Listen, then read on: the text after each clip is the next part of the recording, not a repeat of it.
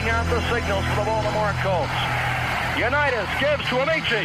The Colts are the world champions. Amici scores. It's amazing, sensational, dramatic, heart-rending, exciting, thrilling finish in the history of college football. California won the big game. 1 second left in the game. Do you believe in miracles? Yes! Unbelievable. This is Phil Steele. This is Mike Burnham. This is Wes Durham. This is Mike Ashley. Hi, this is Chuck Foreman, number 44 of the Minnesota Vikings. Woo, mercy, this is handsome Jimmy Vane, the Boogie Woogie Man. This is Coach Fry with Virginia Tech Football, and you are listening to Big Dog Sports Talk. Are you ready to rock? Are you ready to roll? Okay, let's do it.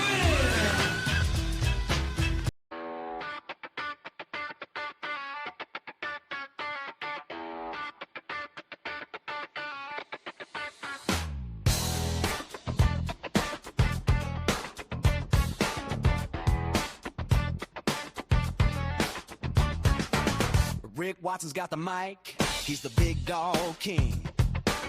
Cover sports so sharp, it's a New River thing. Virginia Tech fire, rapid pride too. Every stat, every play, he's bringing it to you. He's got that voice, deep as a valley, breaking it down, no dilly, no dally. Big dog sports talk, feel the bark.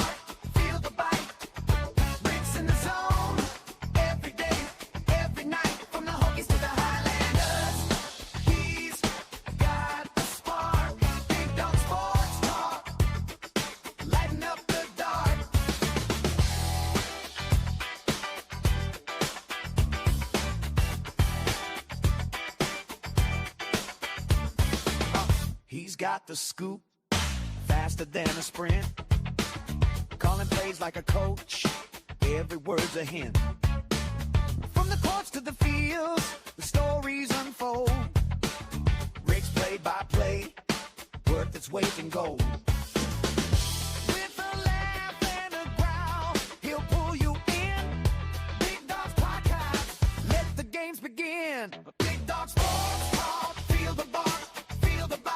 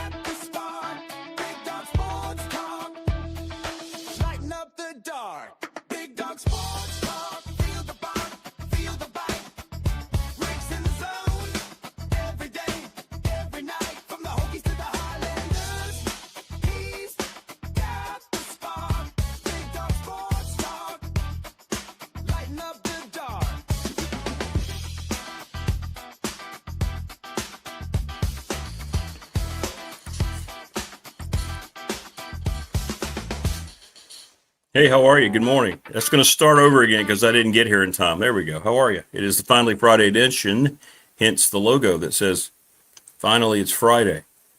We're clever like that here on the program. Good morning. Welcome to Friday. We got a loaded show. My goodness gracious. After just an unbelievable episode of Pop last night where we had the most live viewers since we've been creating the one-off per week at night. And we had the most people in chat that we've had. So it's growing. Coach Elmo joins us at 6:30. He was with us last night. Mike Ashley at 7 today with the open mic. Jen joins us at 7:30, and Dwight Vick, who was also on Pop last night, will join us at 8. So we appreciate everybody moving their schedules up just a little bit. Yesterday we had a short show. Had to head to Radford early. Good morning. How are you, Stephen? Good to see you. Hey, Manny.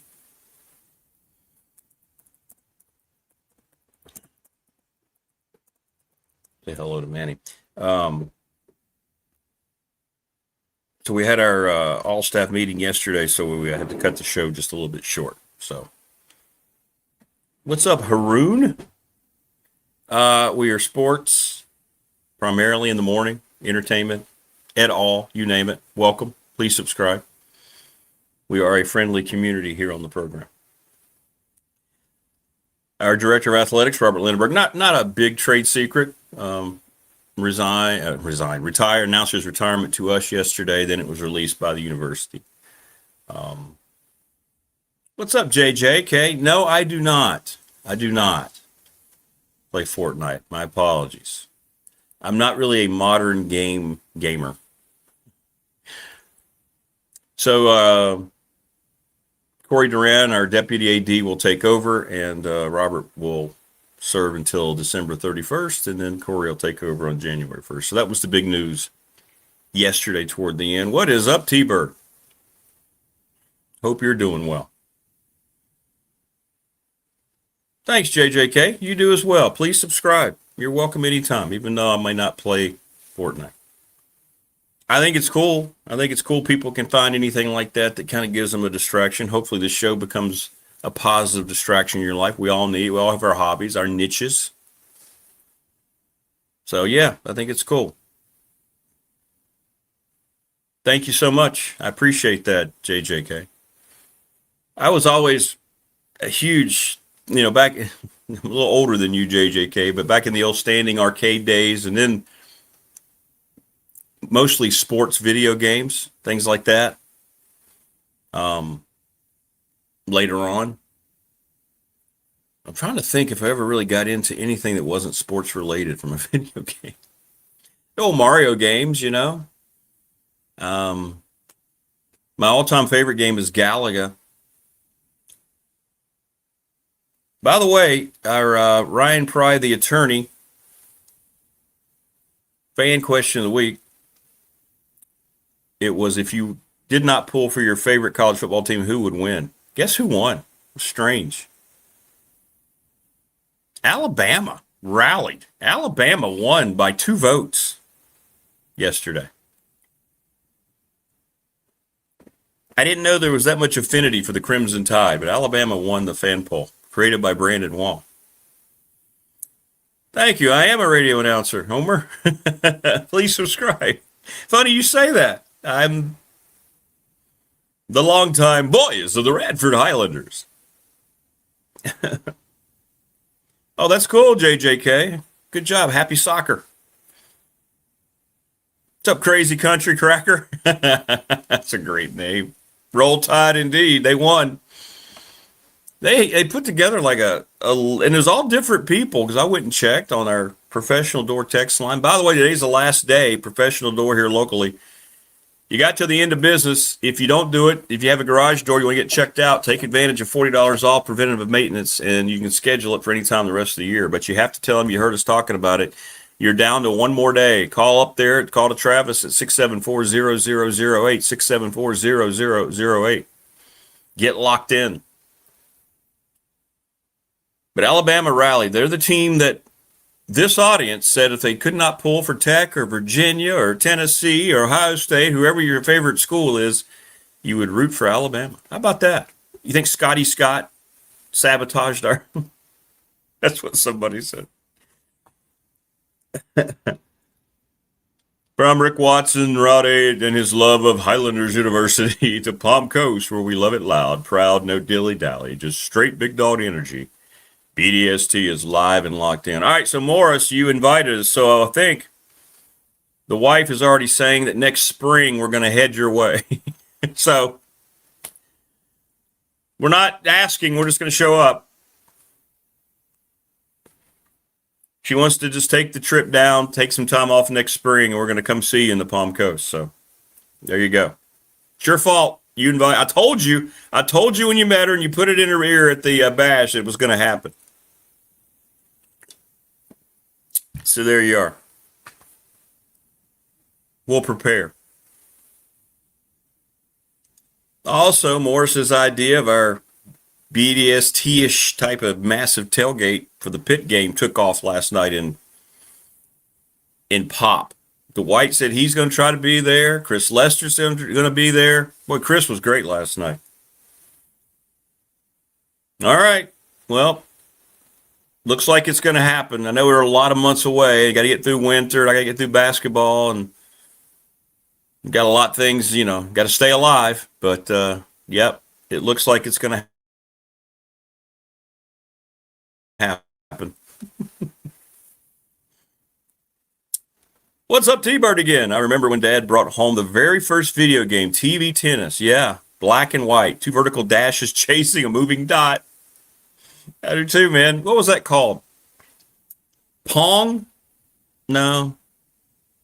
Was it Pong? Yeah, I played that.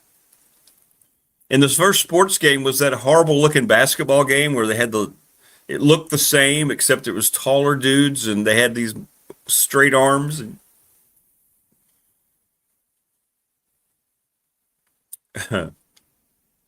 oh, by the way, good news. Since we have been over 1,000 subscribers, yesterday I got the official notice from YouTube that we are now guaranteed at least 3 years of having this channel up and live as long as I decide to keep doing it. Yep. Thank you. Thank you. Thank you so much. Who knew, right? Oh, my. Oh, no. Oh, no. That was out of nowhere. So, now the question is, am I going to be doing it that long? I don't know. Depends on our sponsors. Who do I root for? No, we're this crazy country. This is ACC Southeast. Tech is in our backyard, 20 minutes away. Most people pull for Tech. I have been a lifelong UCLA fan. Not as much anymore for different reasons, but and there's a long story as to why that's the case. But there you go. Welcome to the program, by the way. Like I said, please subscribe. We appreciate all contributors. Morris says, I put feelers out. We need a landing spot for the tailgate. Yeah, I know. I think Hokey Bob just needs to pick up the mantle and be that guy. I mean, I don't know why not.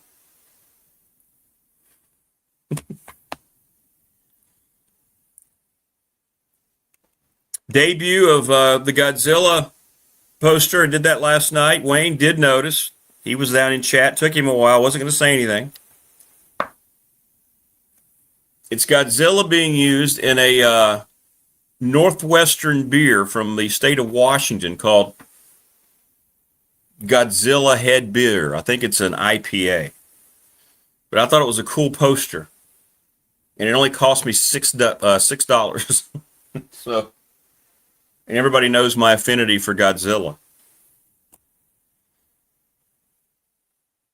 What's up, Bobby? Good to see you. No, I have not.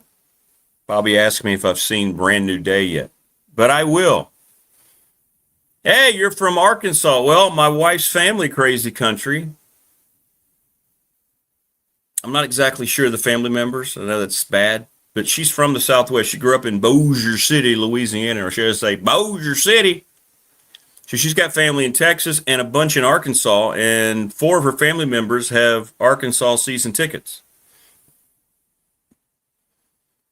Once I get to know them, now that I'm newly married, I'm going to ask for one of those Arkansas hats and wear it during the show. You know, with the Razorback on it. Is that a Tegu with morning breath? See, maybe. How about Marva's Tegu? That was pretty cool, wasn't it? It looked like a gator from the first. I thought it was like a baby gator, but no, it's a Tegu. And family fencing. will be back as our studio sponsor for year 2. Thank you so much. Great growing company. They were the first sponsor we ever had, 540-200-8294. Family Fencing NRV. Also returning, McClellan Chiropractic, Mark Hunley, that old back popper. 155 Walters Drive, sponsor of our Always Poppin' chat room. Get it? Poppin' because he's a chiropractor. Right? See? Poppin'. And there's Big Dog Pop. Oh, See? oh my. Oh, no. Oh, no. That was out of nowhere. Yeah, I know.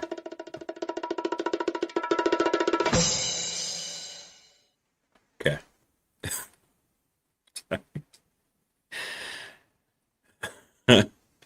Lawson's Mobile Home Supply, 300 North Franklin Street in Christiansburg. Give James a call, 540-301-8011. He'll return for year 2. Manufactured parts for your home. Working on some new things. Anybody who thinks you want to sponsor this wonderful program, this growing program, please reach out. For the love of God, call me. NRV Super Bowl, 540-382-5525. Leagues are forming now. Men's, women's, mixed leagues for kids. No, I'm not joining a league. I just had a good night. Sundown Electric, one of the best reputations of any business in the area. Smith Brothers done a great job keeping their dad's legacy going. Sundown Electric, honest, affordable, quality work. The Ready Set Fund, Bob Christ, the number 11 at Gmail, ReadySetFund.com, and it's how a series of text messages can help your organization raise money in 5 days. Look at what happened with Floyd County. The softball team raised $4,300. Check it out. It's a pretty cool program. ReadySetFund.com. I've already told you about Professional Door once. I'm going to do it again. Today's the last day to get the $40 off. 674-0008. It's a race against time. Don't be caught behind. If a gecko can sell Geico, can't a Tegu pedal Timu? Oh, my goodness. Yes. That was pretty good. It's pretty good. Well, I'll begin the show that I wear the Arkansas Razorback hat with Suey Pig. Oh, absolutely.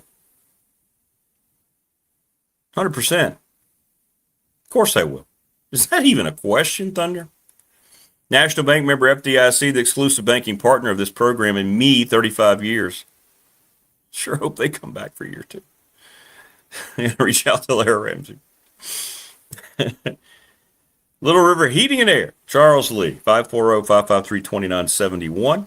Get your air units and pretty soon your heat units checked. How great are these evenings, by the way, where it's in the 50s, upper 50s? So nice out there right now, beautiful days. And I'm stoked because this weekend is the jet ski event, Pulaski County Sports and Entertainment. I got to reach out to Jonathan Sweet today and see if he'll come on next week. He's going to be out there. The AJSA Southern Summer Series, they've been prepping for this, and they are so excited. It's going to be a massive weekend. Gates open at 9:30 on Saturday. The gates open at 9:30 on Saturday, followed by the opening ceremony at 10 a.m. and then racing at 10:10. Competition is going to include the Pro Ski 1050, the Pro 1100. I'm going to be competing in that Pro 1100. Between races, fans can watch the freestyle competition and exhibitions. I got a feeling that's what Jonathan's going to be doing. It's free and open to the public. But you have to have admission to Claytor Lake Park, which is just $7, and they're going to continue racing on Sunday. AJSARacing.com if you want to head out. Watch some water skiers do something that I could never even imagine doing. Is that everybody? Is that all of our peeps? Top Shelf Apparel, Montgomery County Chamber, Family Fencing, McClellan. Is that everybody? Professional Door. Louise Baker, we love Louise. Louise, I think, is back. Yeah. I think that's everybody. Coach Elmo will join us here in about 10 minutes.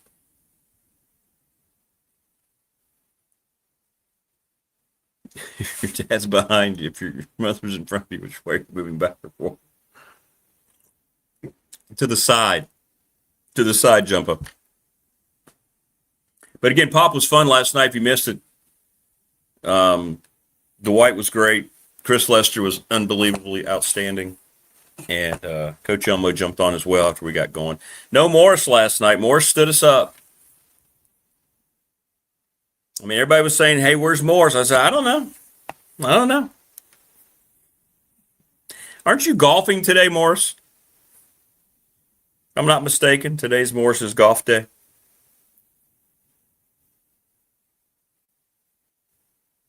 I believe that's right.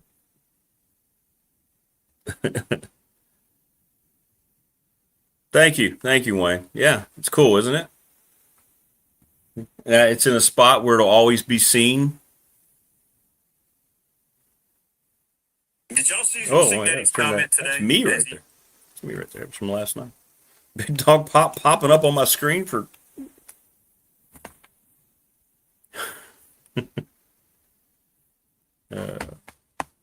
Yeah, it's Godzilla Head Beer. Apparently up in the state of Washington. But I thought it was cool, so I got it for $6. Any day is Morris's golf day. Correct. Absolutely correct.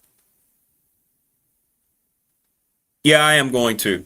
And that's 2 questions already on the professional door text line about Brand New Day. Yeah, I'm going to see it. I'm a superhero geek, so yeah, Marvel guy in particular. Although this is technically Sony, because they own the rights to Spider-Man. They share the rights percentage with Disney and Marvel. I think it's going to be an entertaining movie. I've heard some mixed reviews about it. I don't know. I don't think I'm going to see the Odyssey. No, I'm not going to. I'm going to see one of them. I'm going to see the superhero movie. I don't think I have much interest in the Odyssey. Morris says, sorry, it was crispy yesterday after golf. Oh, you had golf yesterday. And then Karen had dinner plans. I understand. Oh, almost. You're in trouble. Isn't that a steal? Wayne? $6. There was a green one and a red one. I think they have 2 different flavors. And I thought the green one looked cool. Because, he is greenish, right? Godzilla, dark green. Yeah, I think it's pretty cool. And the story behind it, the dude who was selling it, they actually had to get it permission to use. So they did what they needed to do to get that image out there on their merch. They had shirts too, but I like that better. Thunder says, I found a moose drool from Missoula, Montana years ago, and it's a shame it's not available in the South. It goes great with fried foods. Speaking of Montana, where's Robert? I've not seen him in a while.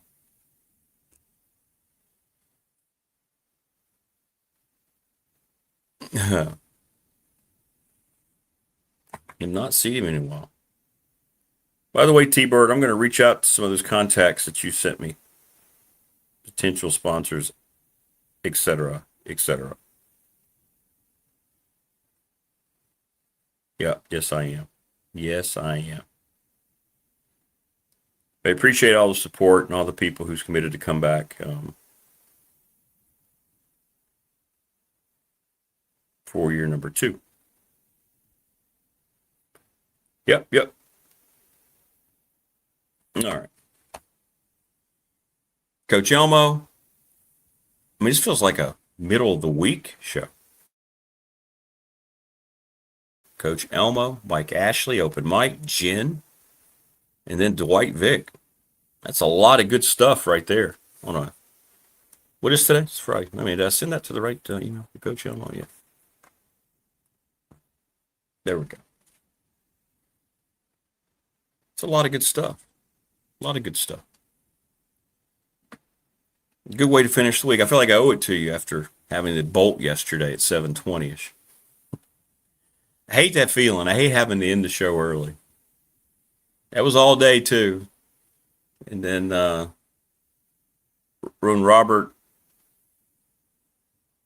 he left after his opening statement, and then later on he came back with his wife, and then I was like, okay, something's going on here, It is an all-star cavalcade. I like to think every day here on the program is a cavalcade. What's up, Brian? Oh, no.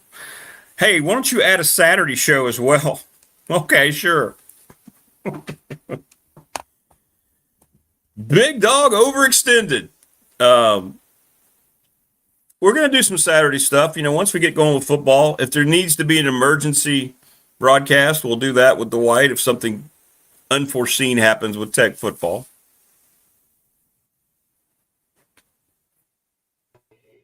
And there's that gentleman, Coach Elmo. We're seeing each other at night, and here we are spending time early together, early morning the next day. Coach, people are really going to start talking now. I'll tell you what, if it weren't for the happy hours down here, I might as well move to Radford or Ryder or wherever. I was going to say, just come on out here right out. You'd love it out here. Yeah. Oh, no, listen. The only problem is the last 2 times I came up, I tried to go fishing and it just rained the whole weekend. So I'm going to try to do it one more time this weekend. I'm coming back up. Well, let's see. Well, we look good, don't we? Weather-wise, where are we here? Well, it's supposed to be. Yeah, we should be okay. Should be okay. Good luck. Not Sunday though. It's supposed to rain all day Sunday. So that's a problem. The weather, of course, if it's storms, thunderstorms, that's the biggest issue. Oh, light rain. really? I don't have a problem with the light rain. And then the weather's so fluctuating around that river, and it is. It's thunderstorms, as wives' tales say, they follow the rivers. And but there's I'm going up to UVA scrimmage Saturday. I'm going to base out of Roanoke and just drive up there early in the morning because they have okay. They have an 11 o'clock scrimmage, and then at 1:45 they have a big some type of barbecue for former players and whatever invited. So very cool. Very cool. Was that something you got from the coaching staff, or did the university reach out to you? Yeah, I get, Jerry Capone, I still think he's assistant athletic director, and he'd been there, since the mid 80s. He really has. He's been there I know in 87 when I got the job there, he was the director of football ops, basically, for George. Charger recruiting and things. And he's always stayed in touch with me, always. And he's put me on the mailing. I get emails from UVA football talking about events and things of that nature. So it's really kind of cool. And because of Jerry, he's kept me on there. He's always reached out. And now the director of football ops, Bland, I can't remember his last name. He was a former high school coach, and I can call, he'll stay in touch. He'll text me and say, hey, we're having a get together. They've been very encouraging about, I think the last time I went up there was Danny Wilmer, Celebration of Life 2 years ago. And it was a real first class, Danny Wilmer, great coach for UVA, JMU. He signed the Clark kid, the receiver, and the big linebacker that played for the Cowboys at JMU. And JMU beat Virginia in Georgia's first year. And the talent that JMU had, they got 2 NFL great players on the JMU football team that had just started football, 10 years prior. The football program was only about 10 years old. And Danny had a lot to do with the recruiting and that's why George hired him. George hired him at UVA because they ended up beating him, and he saw the kind of players that JMU had and his reputation in the state. And that 58 corridor, man, from Emporia all the way down to Danville and Martinsville, and you talk about a string of great players in the 80s, 90s that he had a lot to do with, and he had passed away. They had it was a great program. It was a great celebration of life. So they've stayed in touch, and I was the only coach there. Tom O'Brien, he's living in North Charleston, South Carolina. Oh, okay. But for the most part, And then I went up when they had George Welch's celebration of life. Went up there, and a lot of the former coaches, UVA coaches, were there, and things of that nature. So it's always a good time. Chris Slade's on the staff, as I mentioned last night. Sean Morris. So I get to see those guys. Terry Kirby usually comes back. A couple of guys that I signed. A kid named David Sweeney, who out of Salem High School started for UVA. He's a fullback. Not a heavily recruited kid by today's standards. Probably was a 2-3 star type player.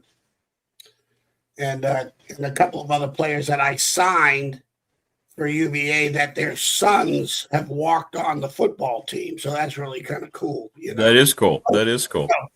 So they stay pretty close and pretty in touch. So I've always appreciated that. So I'm looking forward to it. Yeah, we'll get a nice scouting report, see what they look like, that'll be good. That'll be really good. I want to hear what you think of. I was up there last spring. I saw them practice last spring and watched them. Just the immense improvement of the offensive line. It was night and day. So it'll be interesting to see. I'm looking forward to seeing their running backs. They got the Lewis kid, Peyton Lewis, out of Salem High, transfer from Tennessee.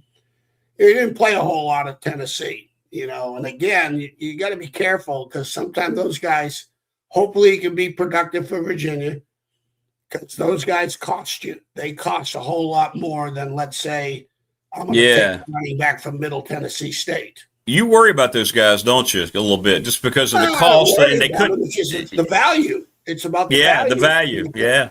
Their value in terms of, because now out of high school, the good news is they know the kid because they recruited them, like I'm sure Virginia Tech, everybody, the Virginia Tech at Salem High. So you know what you're getting as far as the kid and the person. And went to Tennessee, and he did not have a whole. I was on the PFF looking at him, and he does not have a lot of snaps.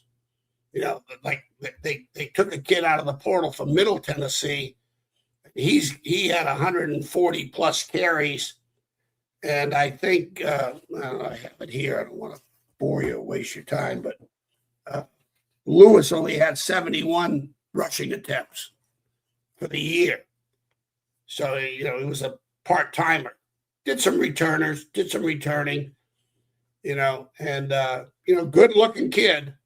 It's kind of funny after watching, because they were really bragging about the kid from Middle Tennessee State. I was listening to Greg Roberts' show, and they're reporting from their camp, which is real early, was from the spring. They've been really – so I went and I did one on the PFF, evaluated him. He's a – I'm not going to get into the total evaluation on him, but he's a good back, solid back, can catch a ball, most swings and flares and check downs and things of that nature. He's not tooting. Neither one of them, even Peyton Lewis, is not tooting in my eyes. I don't see it. I think, Tootin was a steal as a running back, because he can do everything. Protect, catch the ball. You could have put him in the slot as a receiver, and he could have been effective. He had that kind of talent. So I'm looking forward to going up there. No, that'll be fun. That'll be fun. Yeah. T-Bird saying, Coach, you should go to Whitethorn. It's a beaver dam mid-river. Usually have beavers swim around while you're there. Great fishing. I don't know. Whitethorn. Where's Whitethorn? I don't know. T-Bird, give us more. T-Bird knows everything. So we'll find out. Hey, I'm in. Yeah. The spot at Parrot, when I go down to the Orvis store in Roanoke, those guys are really great. Particularly one gentleman, he does all the guiding and on the rivers, the James and the New.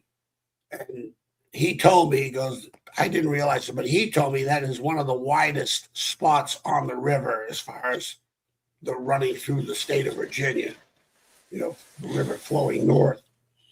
And it is an absolutely beautiful spot where I go fishing at Parrot.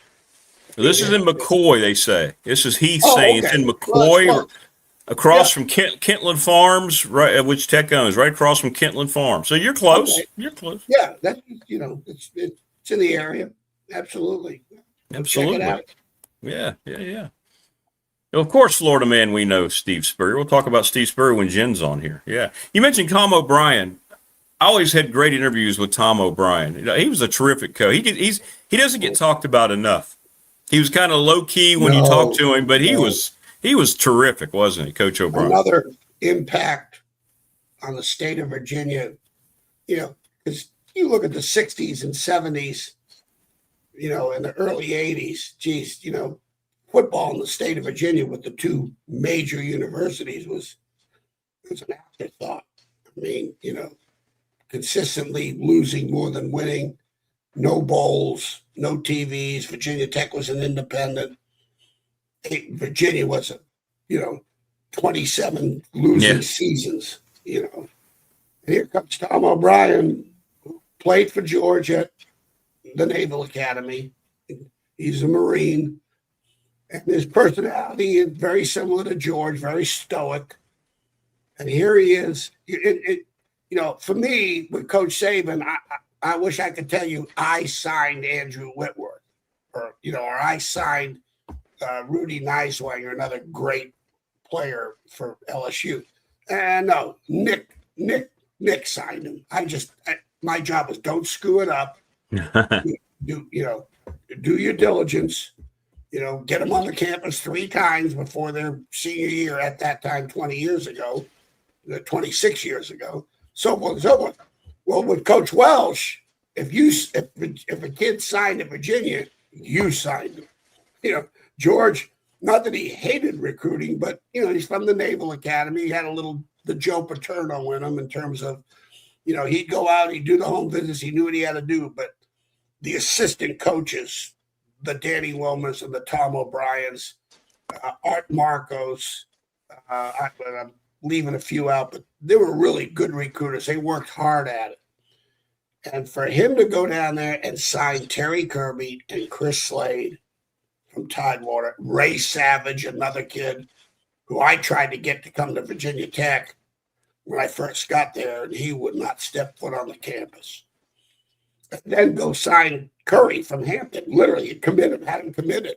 So 2 USA Today Players of the Year, 2 of them, Rick. Very cool. Number 1, Tom O'Brien, he gets a commitment from Ronald Curry, and he signs Terry Kirby and Chris Slade. And then from then, that program it changed forever. And he was terrific at BC. He really was. And then, Boston College.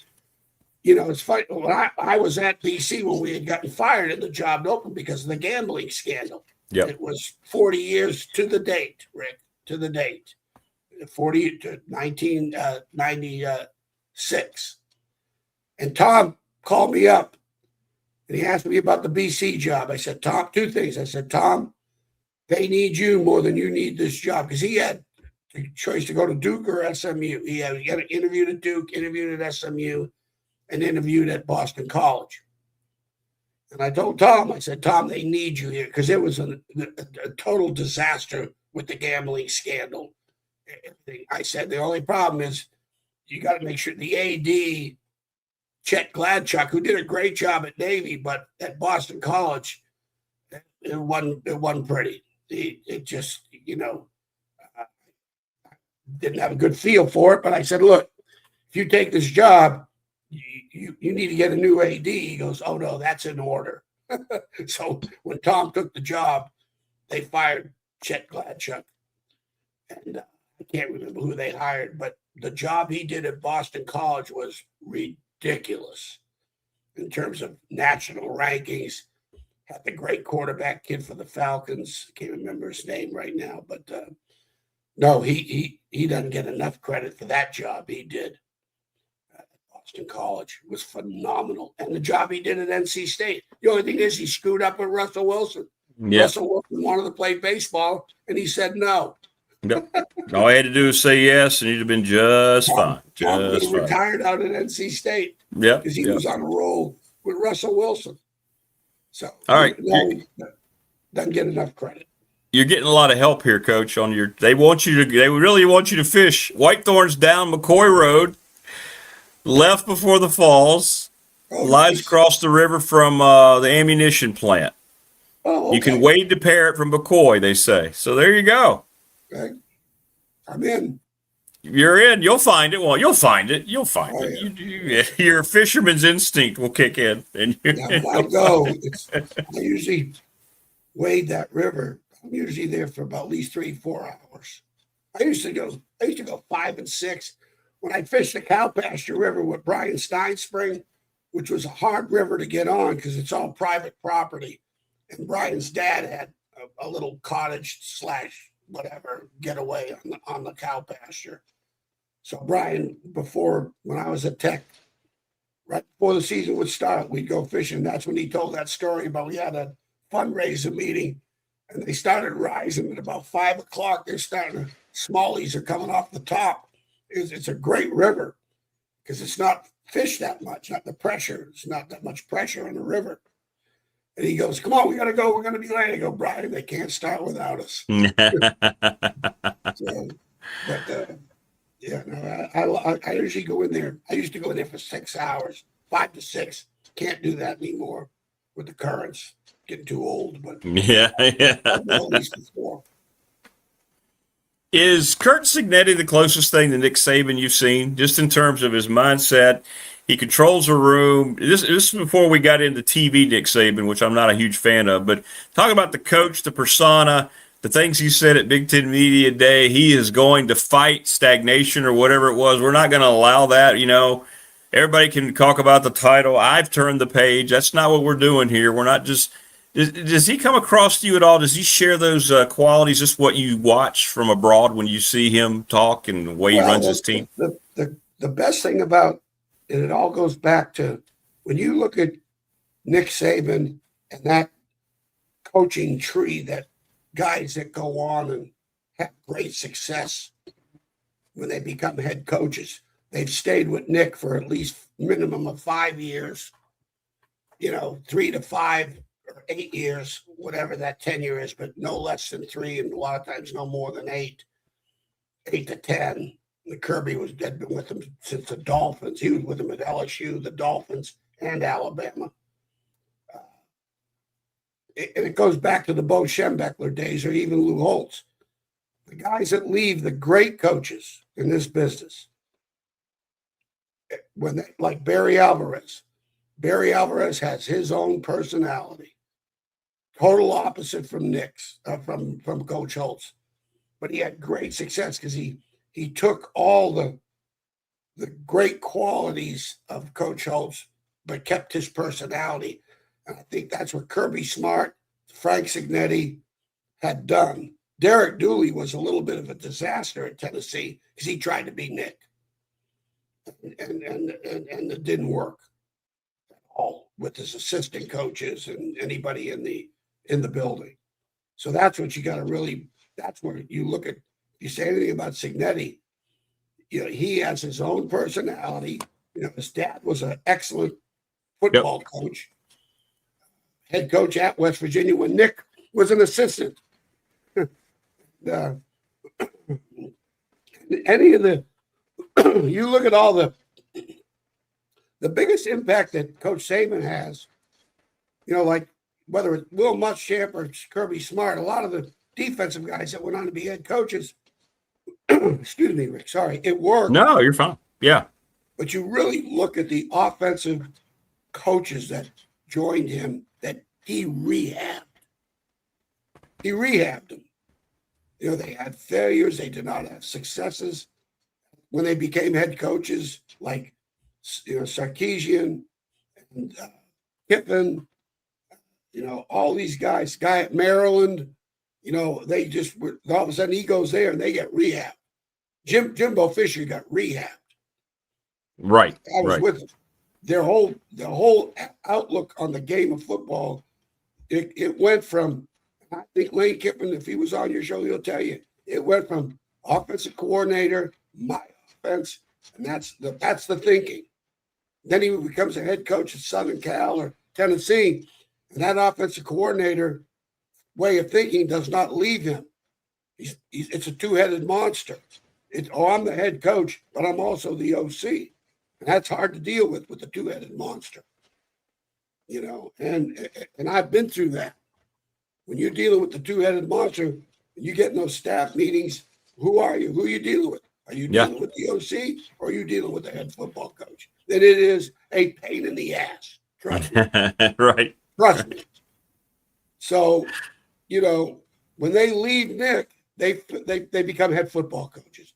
And some of them are still OCs, but they're head football. They know how to be a head football coach and understand that you better play defense and you better have a great kicking game. And you better play the clock and you better play the field. All those factors that affect the outcome of a game that they end up learning about. They learn that from Nick. They understand.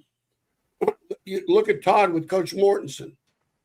It's when they do the installs, it's not like, hey, first day we're putting in empty. The first day we're going to put in 4 wide, all this stuff the first day that defensively causes, what I call the exceptions to the rule. Your first thing you need to do in your camp is put in your base rules. I call them camp rules. Here's the camp rules. Here's the base defenses, base pressures, run, pass. Then you get into the situations. And so all of a sudden, sometimes offensive coordinator, it's like he's on his own. He's doing his own install, blah, blah, blah. And then you have to conform to the offensive coordinator's install or / head coach's install. And the way you do your install becomes so inconsistent, all of a sudden you got to start with nickel personnel because you're going to be 3 wides if you're a substitution defense, or they're going fast all the time, and you can't coach. You can't. It's hard to teach, in between plays even, and so it's a disaster. That's what happens with those spread guys. And all of a sudden, Coach Saban, he does the install, offensively and defensively, and it's not because he's the defensive guy. It's because this makes his team better in terms of evaluating the talent and progression, teaching the fundamentals of the game, which are really critical as you're working through your preseason. The schematics, your personnel evaluations, number 1, daily. Daily, right. I talked about that in your last show. You know who you got that from? Me. I was a pain in the ass with personnel. First meeting, we didn't talk about crap. Every meeting, it started with the personnel board. Every meeting, we went down the top, the 3D. Because that can change every day, right? That could, you hope so. You want it to the competition. Now, you do and you don't. Like, I'm going to digress a little bit, but one thing I did at Virginia Tech, the first string, when Woody Hayes was at Ohio State, he had Big Red. Well, Big Red was the first team defense, and they were on the first bus. Woody was an offensive guy. He spent time with the offense, all practice. I've been to a Woody Hayes Ohio State practice. He's down with the offense the whole day. But he understood the defensive part of the game, and Big Red One was on the first bus. So when I got to Virginia Tech, I had the Big Orange. And the Big Orange was the first team defense. And I put the wristbands, but I put they all wore orange bands on their on their bicep areas. Oh, that's cool. That's cool. And then the maroon was second team and white was the third team. I didn't put different jerseys. Bear Bryant used to put them in different jerseys, first, second, and thirds. The reason why that I liked it is because that first team, when they're all the orange bands on the first team, when that maroon band through an injury stepped into that huddle, you better play. And then those other 10 guys knew we better go a little harder today. Because we got a guy that's with the maroon band on and off. We're going to make sure we play at our very best. And then that guy comes in and he understands what he's getting into. He's on the Big Orange now. And that was I made that huge difference. Huge difference. I like that. Big Orange. Watch out for Big Maroon. We got Big Orange. We got Orange guy. We got Maroon guy here. You stepped in that huddle with a maroon band on, your ass better be. And then hopefully, like a Jeff Holland, we try to get him to go to offense. We try to run him off to go to offense, not to run them off the program. We had 100 play scrimmage. I've said this numerous times. 120 play scrimmage. He took Rick 100 straight snaps. Wow. Never came out. I couldn't do that, Coach. JC Price was hurt, all these people, so actually, we were down defensive lineman. We said, let's see what this kid can do. Smart kid, slowest guy we had on the front, really was more offensive line talents. So Todd and I, Sunday, we're watching the tape, and we're going, Jesus, this kid's got a chance. He on 100 straight snaps, Rick, 100 straight snaps. Crazy. It turned out to be he was in the 3-man rotation on the D line. That was a big factor in us turning that program around very quietly. Wasn't the J.C. Price, Cordell Brown, George Del Rico, didn't have those kind of accolades, but he was starting, and we won 9 games with him. So. I get the feeling you could go 1,000 straight snaps, Coach. I really do. Oh. Well, in my day, I when I was at Fair, I think I did take about 1,000 snaps. Yeah, you could do that. Year at Fair, you could do that. 100%. You could. Well, Coach, listen, man, great to see you last night. Great to see you this morning. And hey, I want to know how your fishing trip goes. Keep me posted this weekend. That's cool. Be safe. That'll be great. Yeah. Well, if it starts raining, the good news is I can run over to Rhodes College. I'm going to run over to Virginia Tech, see if they'll let me in. Hey! And the only thing I will tell you this. When Brent was there, I never went up there with Fuente, not because I did. I go to the spring practices, the spring game, but because of Greg Roberts, I had the WFIR press pass, whatever. Yeah. Brent Pry treated me like $1 million something. He really did. He was so welcoming. It was very special, and I do appreciate it. I hope not that they have to or they should, because they don't have to.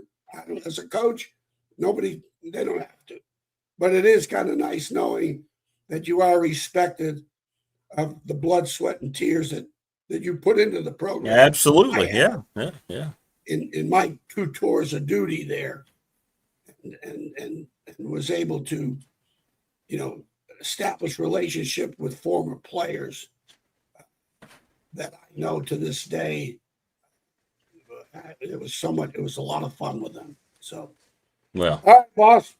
You have a great day. You have a great weekend, Coach. Bring in a big one. I want to see it. So share it with me this weekend. So there you go. I hope so, Rick. Jeez, if I get shut out this weekend because of rain, I am going to be one pissed off. I know you will. It'd be like losing to UVA. You know what I mean? I know. All right, brother. Hang in there, man. Have fun. Coach Elmo here on the program. Great stuff as always. Now he's going to have a sunny day to fish and he'll be just fine. I have the utmost confidence that he will not be rained out this weekend. He's owed one, right? He's owed one. You're owed the opportunity to make a smart move, and that's reach out to Professional Door. Call them 674-0008. This is your last day if you procrastinated to get $40 off your preventative maintenance right off the top.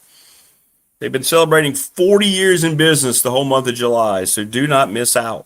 Now, do it! 674-0008. See how good the garage door looks?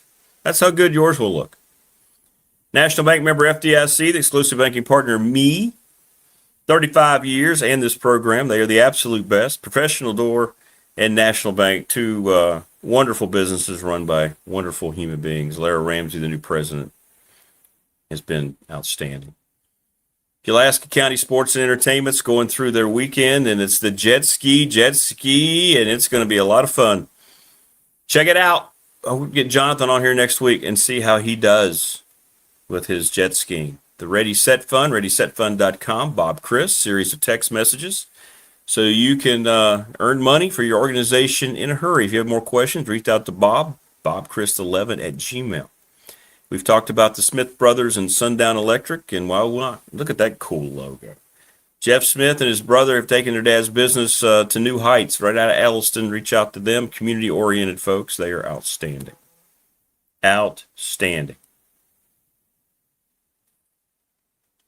You always get 10 great quotes from Coach Elmo. Absolutely we do. Lawson's Mobile Home Supply, 300 North Franklin Street in Christiansburg. Coach says, thanks, by the way, everybody who gave him some fishing advice. He appreciated it a lot. 540-381-8011. Give James a call. The Super Bowl hosted us, and they're going to have leagues forming now. Men's, women's, mixed leagues, leagues for kids, 382-5525. Reach out to them. You can get a T-shirt if you want, $20. Got rid of a few of those this weekend. McClellan Chiropractic, sponsor of our chat room. That's Mark Hunley, by the way, over on Walters Drive, 155 Walters Drive. And Family Fencing, they will return as our studio host next year. 540-282-94. Get a free quote today. We're going to do some more stuff with their stuff. No, I'm not going to join a league, Wayne. It's funny how many people have asked me, you going to join a league? Look, I had 2 immensely strong games of bowling. Granted, it was after a substantial layoff. People are throwing around the term phenom. People are saying that my bowling right hand and arm is just somehow blessed by the Lord above. Someone said it's a bowling thunderbolt. But no, I won't be joining a league. Wonder if Coach evaluates each fish he catches. That's a great question. T-Bird, remind me next week on its evasion skills, strength, and determination before he releases it. I have no doubt.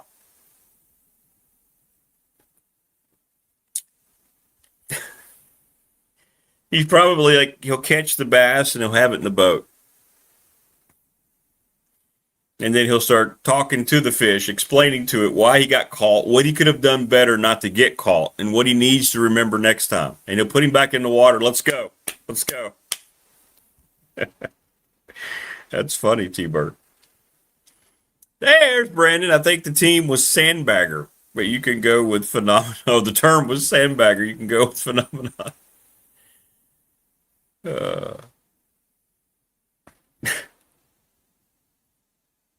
No, I won't be doing a league. I think the legend, Brandon, of my bowling prowess that night will just need to stand on its own. That was, 3 money bass, Brian says. Yeah. Yeah, that's great. We got to get it. Okay, so that's got to be our talking point next week.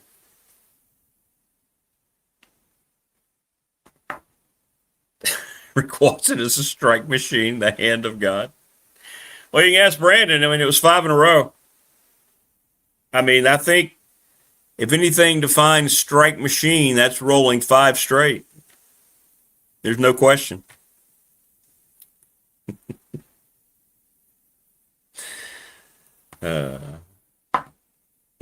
Bowling prodigy. If I went out there tonight, I'd probably bowl a 62. Joining us now on the program, he never bowls just a 62. It's always a 262. It's Mike Ashley. What's going on? Mine's always in the gutter. See, this is why you are you. Because I'm built like a 10-pin. Nothing yeah, on you're the top, bugger. like the white 10-pin. Yeah, that's right. Yeah. There you go. That's a good All right. I was just thinking about stuff like that. I just I hurried, got up early, had my got my iced coffee here in my Nats cup, which brought to you by the Nats bullpen, which always lets you down. Always lets you down. Yeah. And, I had a Pop-Tart, which I love this marketing about Pop-Tarts. Because, of course, I had two, but you get to say you had one. I had a Pop-Tart for breakfast. Of course you had two. You had a Pop-Tart. They don't even package them where you could just, really. Yep. Whoa, hello, whoa. Hello, Mike? Mike?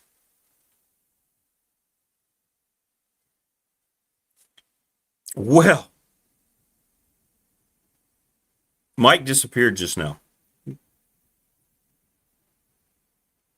I'm sitting here looking around, and I must have been on his end. I don't see anything here that tells me that. Mike, come back! Come back! Rick was not having that pop-top story. Stories being written about Rick's bowling called The Legend of Rick, Wild Turkey Watson. Let's see here. Here he comes back. What's up, C. Lester? You were terrific last night, by the way. There he is. I have no idea. Me either. I didn't know Pop-Tarts was a sponsor of the show now. Apparently, Wayne said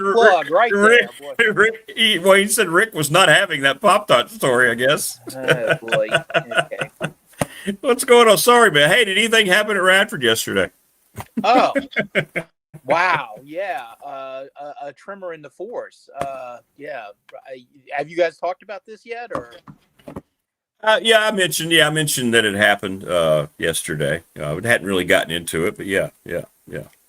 Well, it's the dawning of a new era, and college athletics beat us to that with how it's changing. But it looks like new leadership. Robert Lindenberg, a lifer, and a guy had been AD there since 2007 or so, stepping down, and so this this is a real tremor in the force, and what an arc for Robert Lindenberg locally, from great high school quarterback to a guy that he almost seems like the black sheep of the family, the Lindenberg family, choosing basketball over football way back when.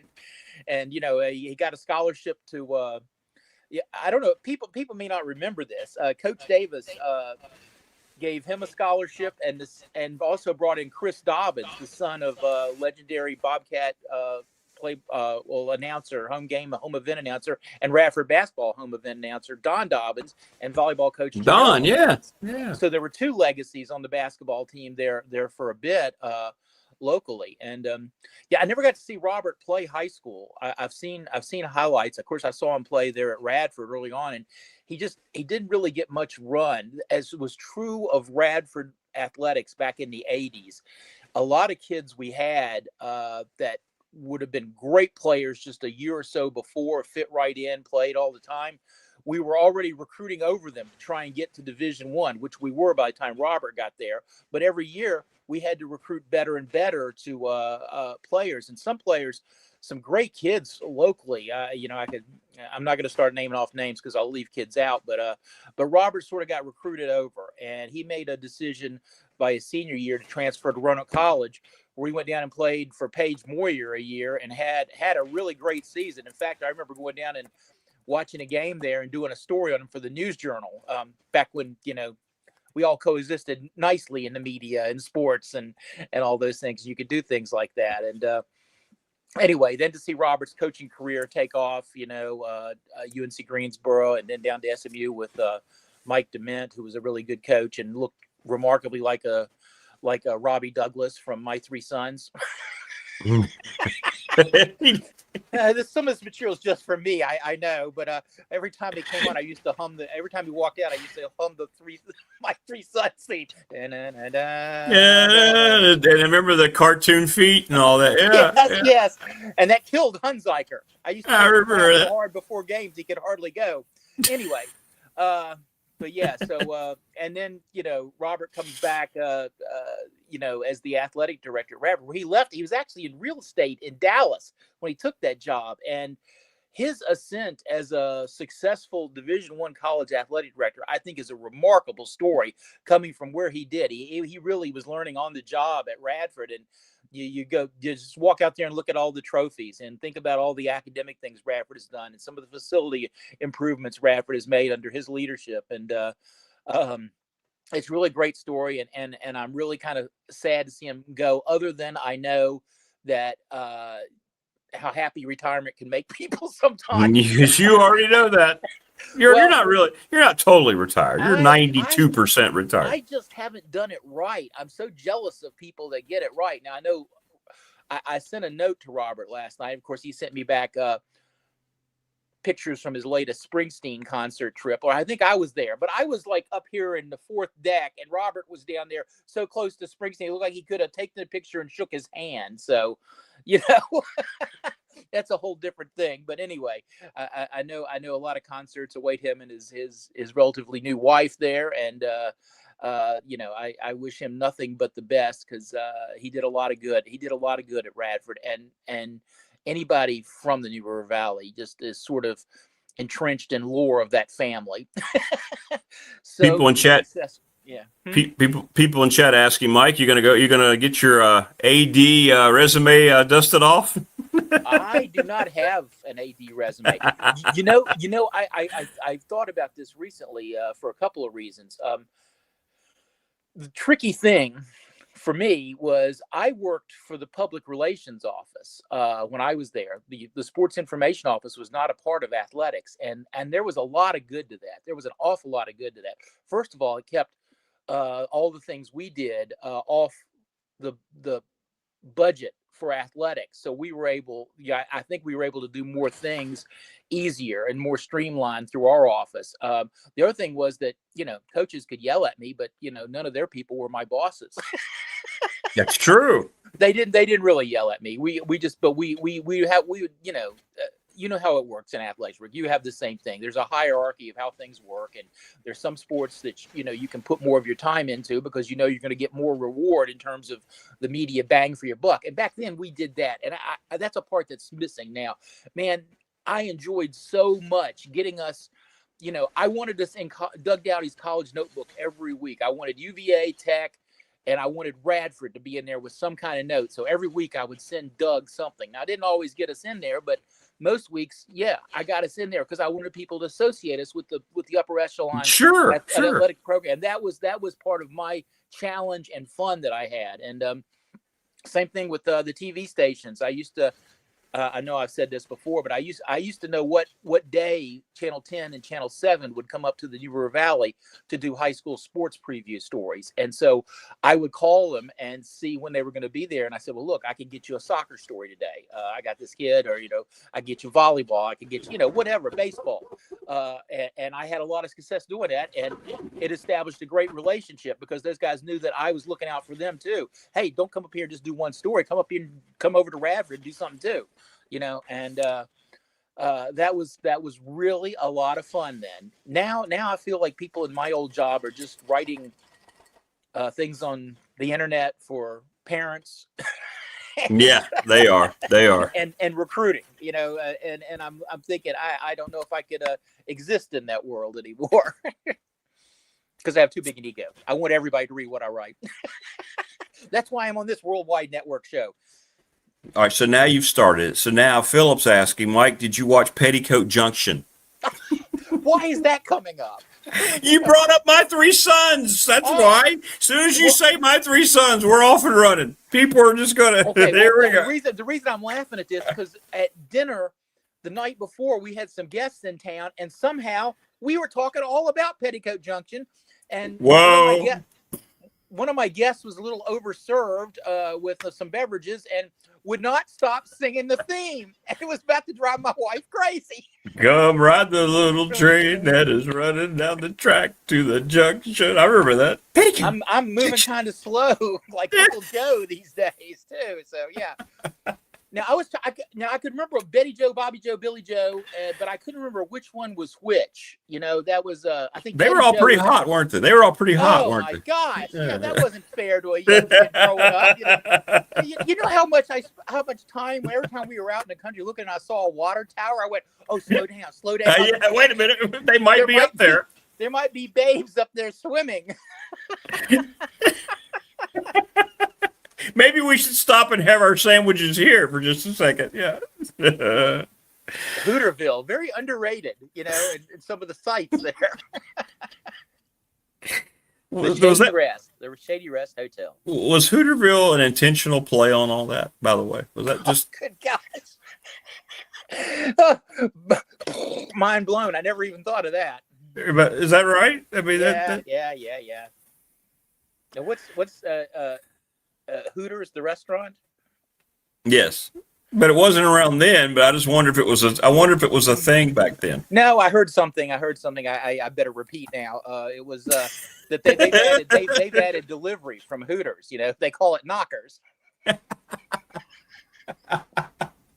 Thanks. I'll be in town all week.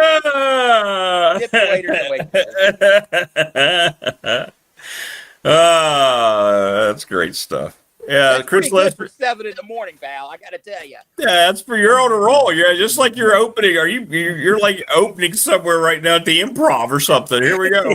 Yeah. I had some good jokes for that too, but we'll do that some other time. But I know you're pressed for time today. Well, Petticoat Junction's taking over the program. Chris Lesnar said they were absolute smoke shows. Coach Mabry says there were 6 different girls that played the sisters. I got to look them up now. 6 different girls that played the sisters on Petticoat Junction. Well, that was before NIL, so you could have a lot of depth. You need some backup. You know, you could. Oh, wow. Yeah, there we go. Not bad. Not bad indeed. Why were they at the water tower all the time? By the way, that you're right. Well, you couldn't, if you were just walking by, you couldn't see them up there. We hope skinny dipping, but we don't know. Oh, baby, there they are. Yeah. There they are. In case you were wondering what we're talking about, people are like, what in the hell is Petticoat Junction? There we go. Well, what a great segue into open mic. Oh, okay. All right. A little different this week because the other day I rolled out of the townhouse and there in the parking lot, a young neighbor and his dad were having a catch. I stopped, went back inside, bounded down here to the back cave, and grabbed my old glove off the mantle. I hadn't made that move in years to actually slip a glove onto my left hand and head outside to throw. There was a time in my life when I couldn't imagine not throwing a ball whenever the opportunity presented itself. But in 2006, my doctor told me I had arthritis in my shoulder. I told her I needed a second opinion. So she said I could call it a rotator cuff injury. and I could live with that. I earned it. Still, it was an abrupt end for the arm of the Conehurst Football League's all-time passing leader. Again, I was the only one keeping stats. There was a time when my trusty right arm defined me. I was the guy that picked up that wayward football on the beach and launched a perfect spiral to someone every time. Now I'm literally just an armchair quarterback. Yes, that's overdramatic. Are you new here? But the other day I was outside airing it out with a baseball for the first time in forever. Because if you don't ever throw anymore, you don't know for sure that you can't. So I avoided it. I'm calling it non-repetitive healing. I got a passing grade, and I bring all this up for a couple of reasons. First, thanks to Jeff Beeler, Radford University's top-notch women's golf coach and all-around good guy. Jeff's hobby is repairing old ball gloves, and I can vouch for his work. I explained that to my neighbors, that the last time I'd used this glove, which I left upstairs, by the way, the fingers were held together by a spare shoestring, and the webbing was attached with a safety pin. Jeff brought my McGregor Gary Maddox autographed glove back to life. I had to also explain that Maddox, the 70s, 80s center fielder, mostly I remember for the Phillies, of whom it was said water covered 2/3 of the earth and Gary Maddox covered the other third. People ask how old the glove is. It's so old, I was playing center field when I got it. I can cover 1/3 of the earth now, but that's just in sheer circumference and body type. The other reason I mention this is self-motivation. I hope to be on a trajectory to complete a bucket list item next spring. I was offered a chance to throw out a pitch at a Highlander baseball game last year, and the thought scared me to death, and my schedule absolutely prohibited it. It still does scare me a little bit, but dang it, I want the ball, Coach Guerra, and I want that chance on that beautiful field down there by the river where a good chunk of my life was so happily spent. I did, in fact, once throw batting practice for the old club team that I helped form once. I wasn't very good. Turns out knuckleballers aren't the best people to throw batting practice. So thanks, Coach Beeler. And thanks for my neighbors, Dee and Mark, for letting me play and dream again. My glove sits by the door now at the ready. All the cliches and best baseball images are alive again in my head, my own personal field of dreams. And what I mostly think is just wait until next year. Well, if that happens, it's got to be a game we're broadcasting. You got to come up and call some of the game with me. So, and we'll just talk about your. Oh, yeah, like I need more pressure. Yeah. Oh, that's going to happen. That's going to happen. Absolutely, that's going to happen. Actually, I had a backup plan. If my shoulder was not going to get better, I was going to do it. I was trying to do it some alumni weekend, and I was going to walk out there, and I was going to signal to the bullpen and try and get Phil Leftwich or Jim Abbott to come in for me. That would be great. You just got to, two Hall of Fame pitchers at Radford. There have been other good ones now, and of course we got another baseball player going in this year. So baseball been very, very good to me at Radford. I've thrown out one first pitch.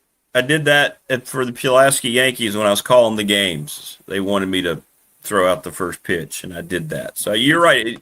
You do get nervous. There is a certain aura to that. 100%. Now I got it. I want to say I caught the inside corner, but it may have been a little off the black on the inside. But I did at least, hit the spot, hit the target at least. So they didn't have one of those, computerized measuring machines there in Calfee, did they? Or No, I don't think so. But the key is you just don't want to bounce it.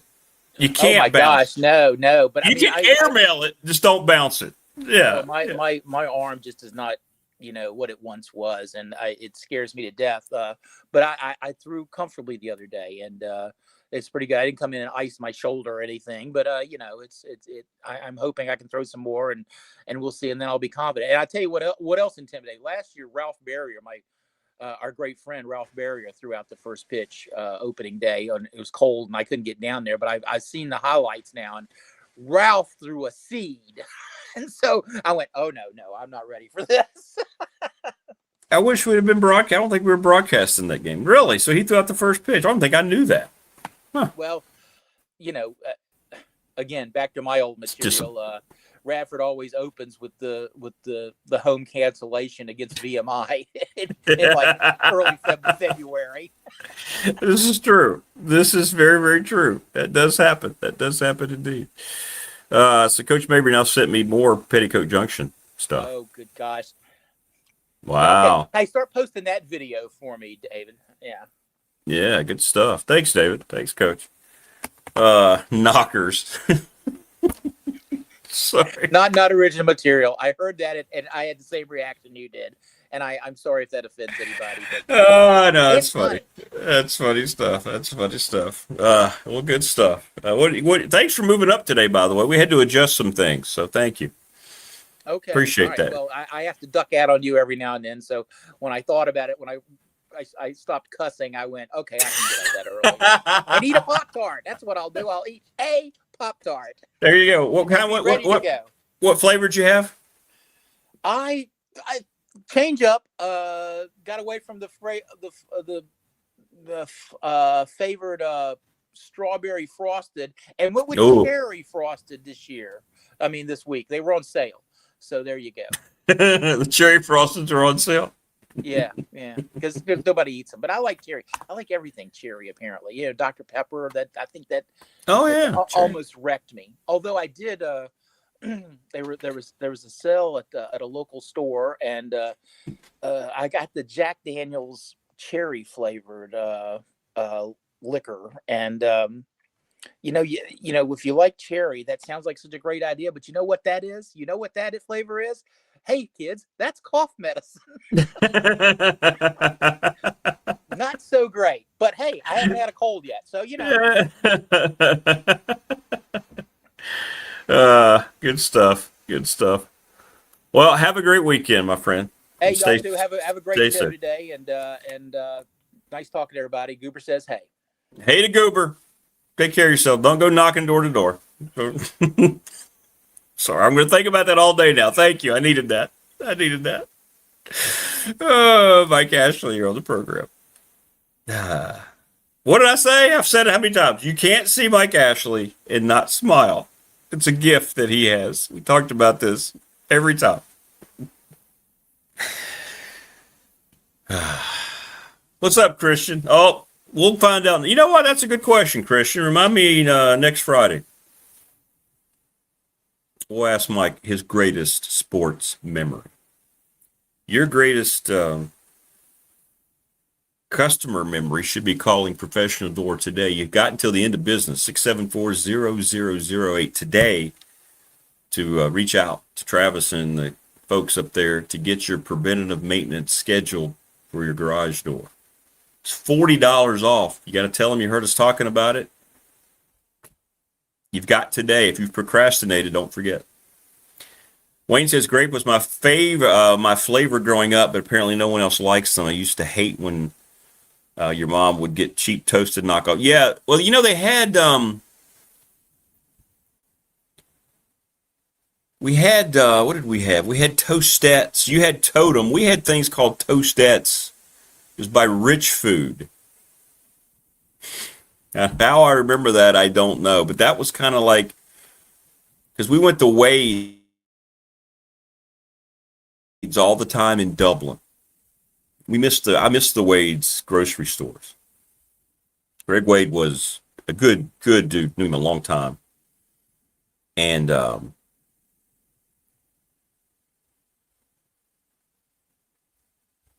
miss the deli. They had the best. Don't get me started on how much I miss eating lunch at Kroger. Christian says, as I've said before, Professional Door is the best. There you go, Christian. Get your preventative maintenance. Tell your friends. Today's the last day. I'm going to go grab Creed. I'll be back. Talk amongst yourselves. But Toastums, ours were Toastettes, Wayne, and they were actually pretty good. And yes, I have always heated. I like the way people just run with this. Adam says, did you heat yours up? Yes. Yes, I did. But you got to be careful. That can be tricky.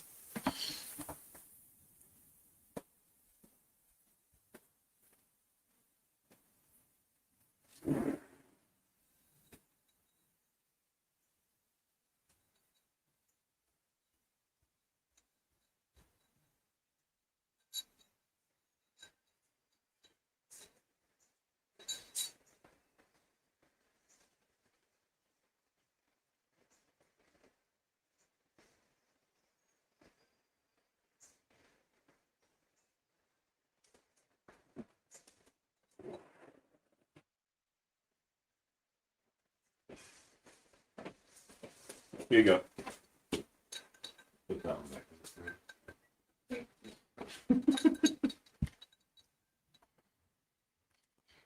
All right. Postums. Jen joins us, and then Dwight Vick today.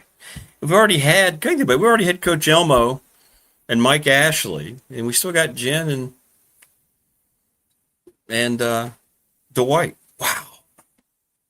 Now everybody's sending me Petticoat Junction stuff. It's great.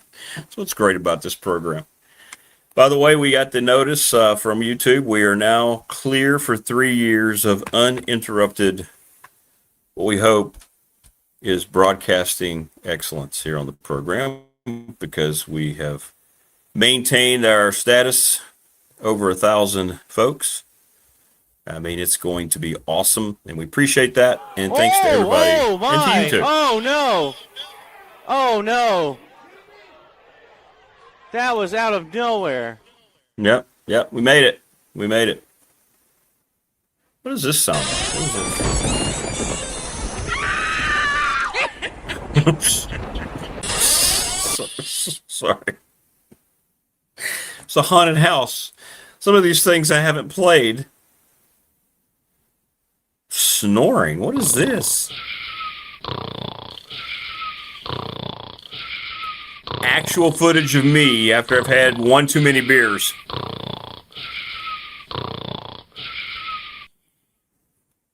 Sorry.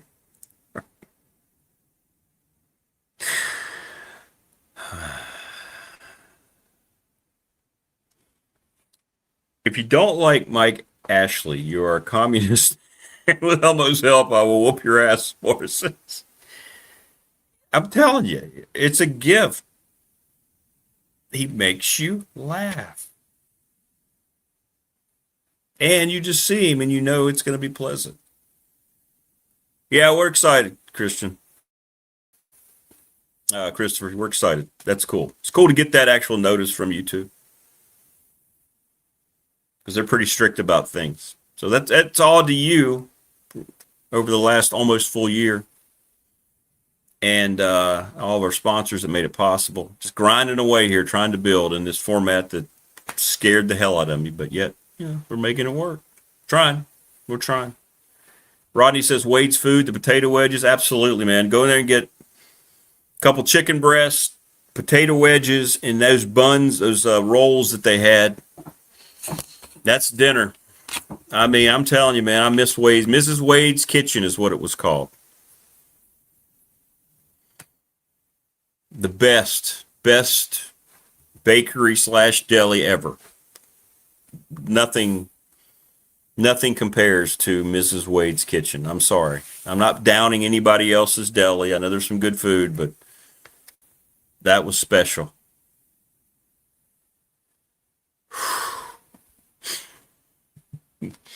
And when the last one left, Radford, I was just...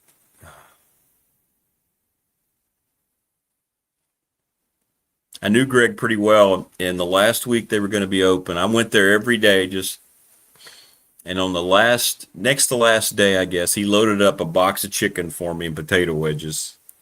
And just said, here you go. Thanks for all your support. I think he retired. I think he was just ready to get out.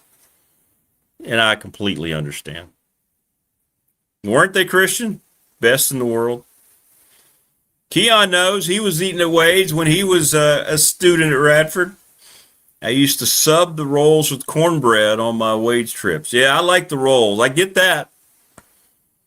Put a little gravy on there. Now, I never did get bacon because I never was there in the morning. Mine was their lunchtime fare, man. The macaroni and cheese. Now, see, now I'm going to be depressed because we don't have Wade's to fall back on.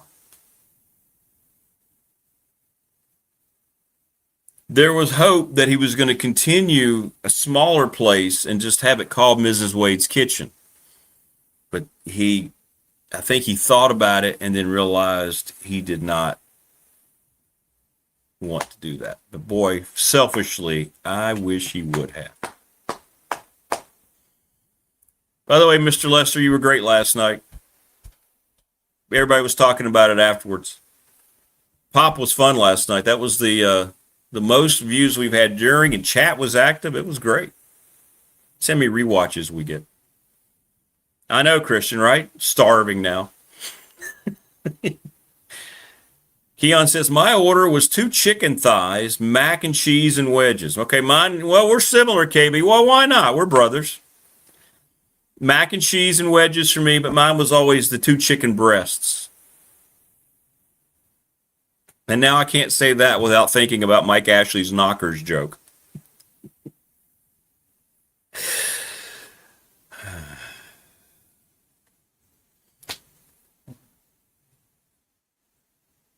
There you go, Wayne. Good luck. You need to call Greg. You need to find out the recipe for that. That breading was perfect. And the chicken was always juicy. Like it wasn't dry, right, Keon? I mean, I don't remember ever getting a dry piece. It was amazing. Wade's was the best place to go before noon kicked the load up on country ham biscuits. Yeah, I can imagine. Thanks, Chris. Yeah, we need to get Keon on Pop. KB, we need you on Big Dog Pop. I agree 100%. Morris says, Wade's was awesome. My grandmother would not shop anywhere else. Yeah, Wade's was great. And now, I agree with Christian. Now I'm going to be sad that we don't have, I can't go there today. Now listen, there's some good places. You can go to, all right, Radford people. What's the name of the place that has the really good chicken and wedges and they got the fried biscuits?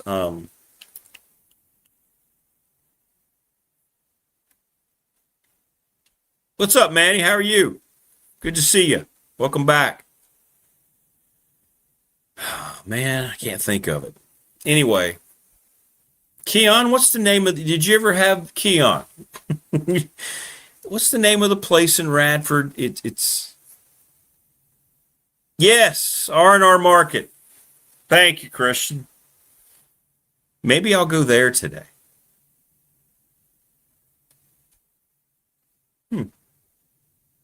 Yeah, on the corner. The chicken, they've got wedges, and then they have the biscuits. Remember, this is going to be, wow, you talk about dating yourself. Does anybody remember the old Kinney's restaurants? You remember Kinney's? It was Kinneys. Remember that? They had great chicken and the fried biscuits. Yeah, I did see that, Manny.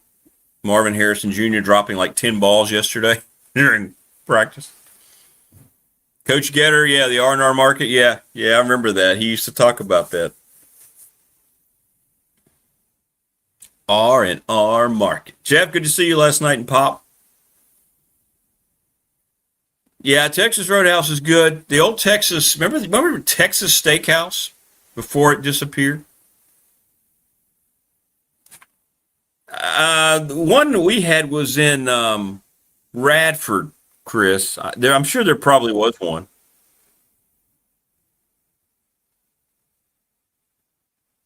Yeah.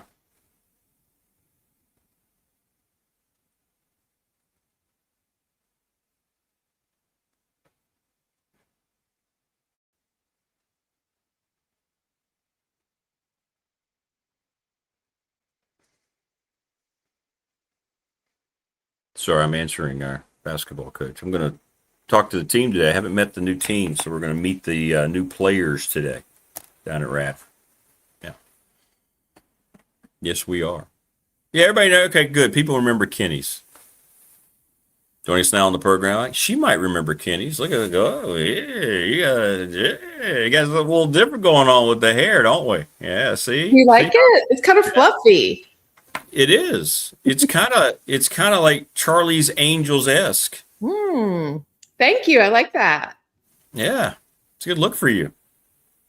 Thanks. I did a little rough job to get ready for you earlier, and this seemed like a good solution. Like, okay, let's go. But again, look how quickly I noticed you. You did notice very quickly. Anytime I do something different, you're on it. I'm just saying. Boom. Just saying. Good luck finding that guy. But you're already married, remarried. I mean, I missed you twice, so I'm not sure you're going to be out on the market again anytime soon. Oh, you never know. You never really know. She'd be fine. One does not know. One does not know. Do you remember Kinney's restaurant at all? Kinneys. They had the great chicken, and they had that. Yeah. Chris Lester. Yes. Do you remember Kinney's? Okay, good. I'm glad I'm not the only one. Mm-hmm. When you said the chicken thing, it connected. Yes. The honey for the biscuits. That's right. Oh, my Lord. Yeah, they got those fried biscuits, and you just get a honey, and oh. And then I wonder why I have weight issues. And I know.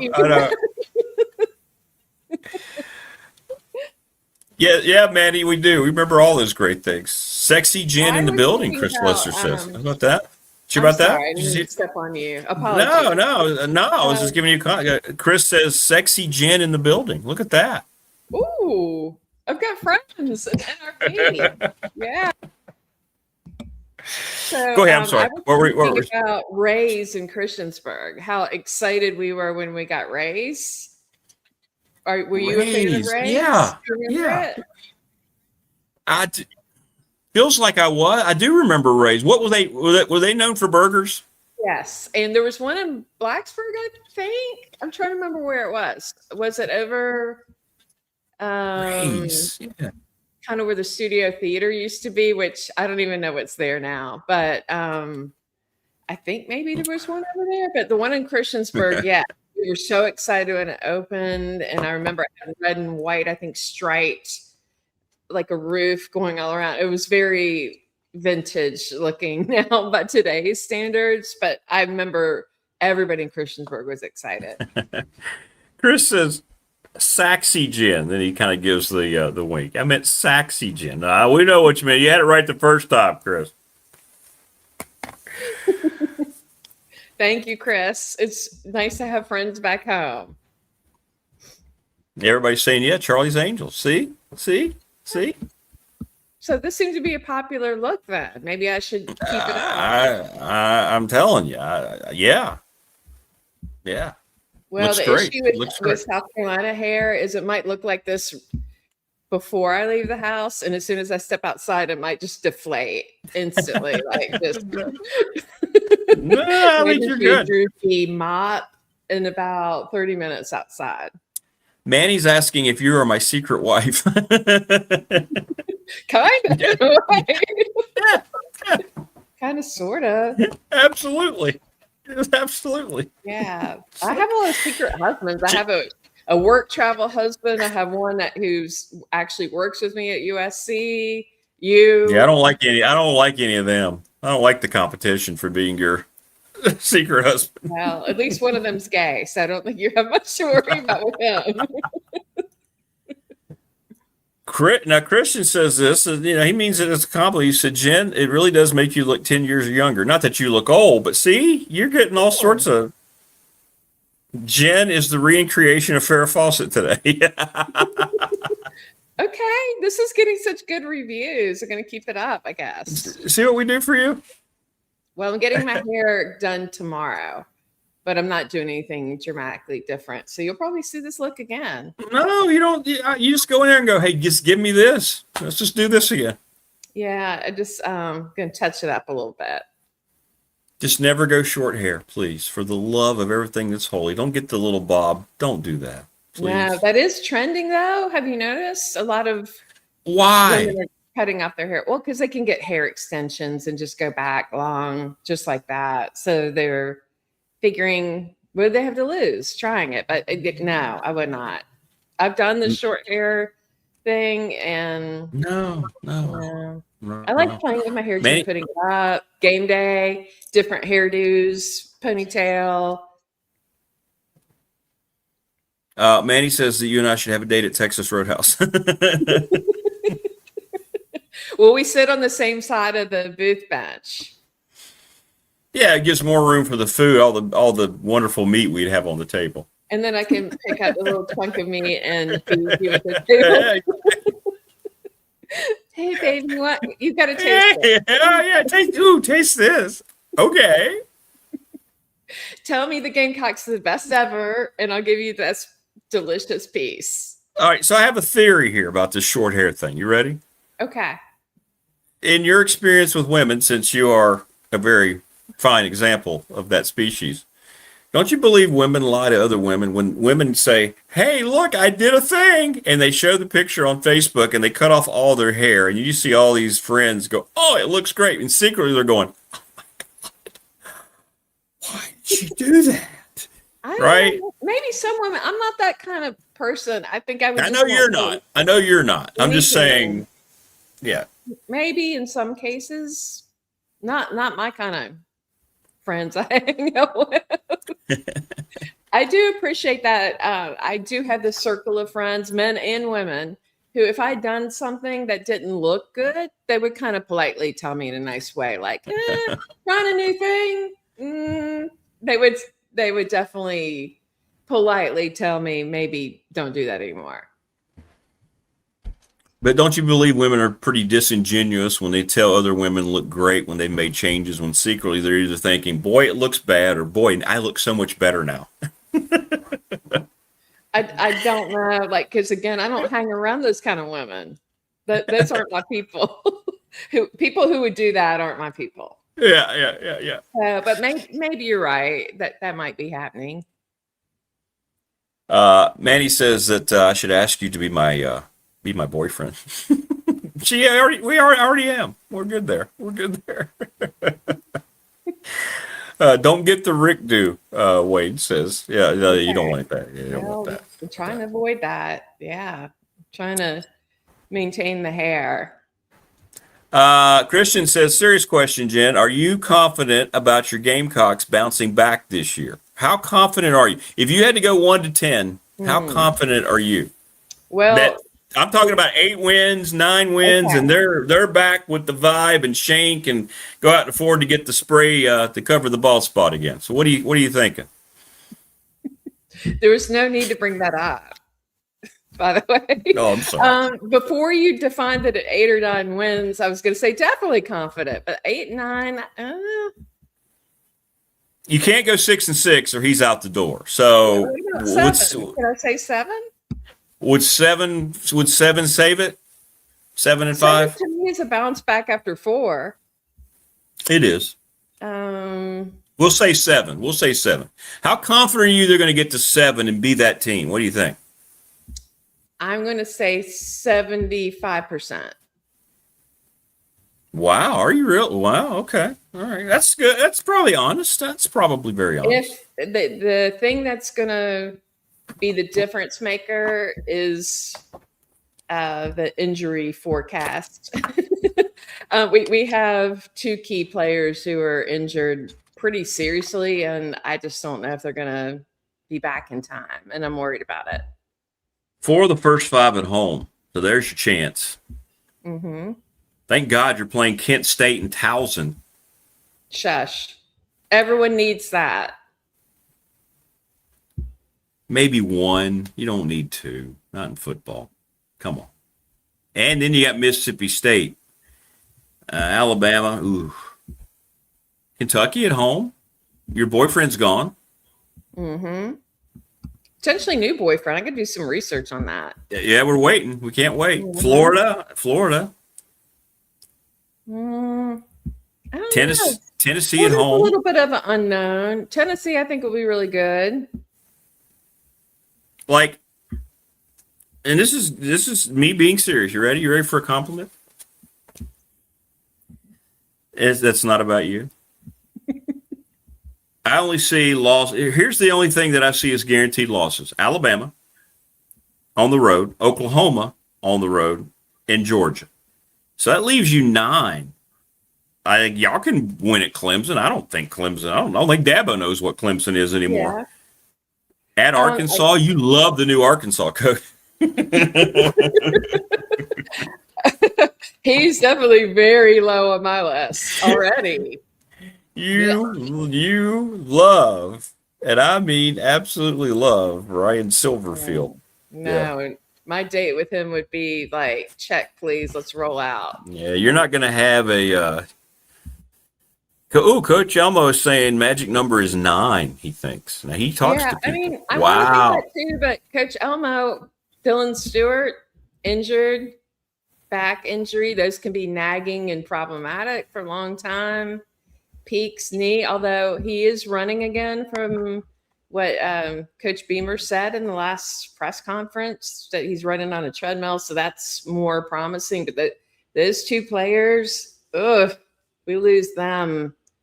We have some depth, but not enough depth. When we have key people like that go down, it's not good. So I just worry about that component going into the season. So Peak's your left tackle. Yeah, he's a transfer from NC State who's been rumored to be getting over $1 million from us. And he was injured in a way that broke my heart. He was at a team function playing basketball, and he went down on his knee wrong, and he's had surgery and is definitely questionable for the season. Christian says 7 will not save the job. If we beat Clemson, it would, I would think. How would you characterize the relationship between the new AD and Shane Beamer? Like, I know it's not all warm and fuzzy, but can it be salvaged? Is it to that point? Or is this just a situation where he's new and doesn't really know Shane because he didn't hire him?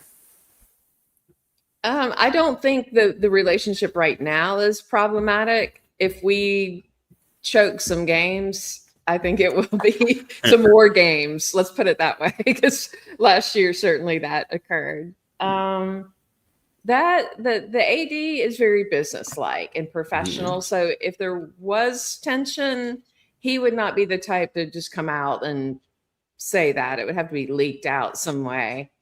He is highly professional. He's an attorney and an AD, and was involved in NIL early on. So he's a really smart guy, but he's got a good poker face. I'll put it that way. I'm going to look up to see where Phil. Did you see Phil still on the show, by the way, this week? Did you see him? Did you? This week? Yeah, he was on Monday. I did not see it. You never rewatched I was traveling. Remember, I was in Michigan. Michigan? What the hell were you doing in Michigan? Recruiting. Oh, okay. I was up there and I flew back Tuesday. I was at DCA airport for a 4-hour delay, and I got back here about midnight. So it's been a short work week here. Kent State picked 10th in the MAC, so I think you'll be okay. I hope so. If we don't win that, I'm just gonna head back to the condo and crack open a good bourbon bottle and just move on. Serious question now. So your other secret boyfriend, Kurt Signetti, are not so secret because you've professed your affinity. I love his fire and his passion. How about the shots he was taking at your beloved SEC yesterday, huh? It's okay. I can take it. I mean, a fiery fake boyfriend. You got to be prepared. He was. How old is he? He's in his early 60s. Yeah. Fun. Doesn't come across that way at all, does he? No. Not at all. No. But he was not trying to hide his disdain for Greg Sankey in the comments. And Sankey is kind of he's a really annoying. He's a really annoying dude. Well, I mean, is there really a lovable commissioner anywhere? No. Like somebody that you're like, oh, I really love to hang out with you and talk about rules and regulations. And No. And, Because I think Sankey, when you talk a lot, you're usually on the defensive and you're not really confident. And I think Sankey understands the Big Ten has surpassed his league. And it has. Well, that's three straight natties. Now, not to say that from top to bottom you can honestly say it's a better league in terms of like middle tier competition. But we were talking about this last night. Chris Lester brought it up.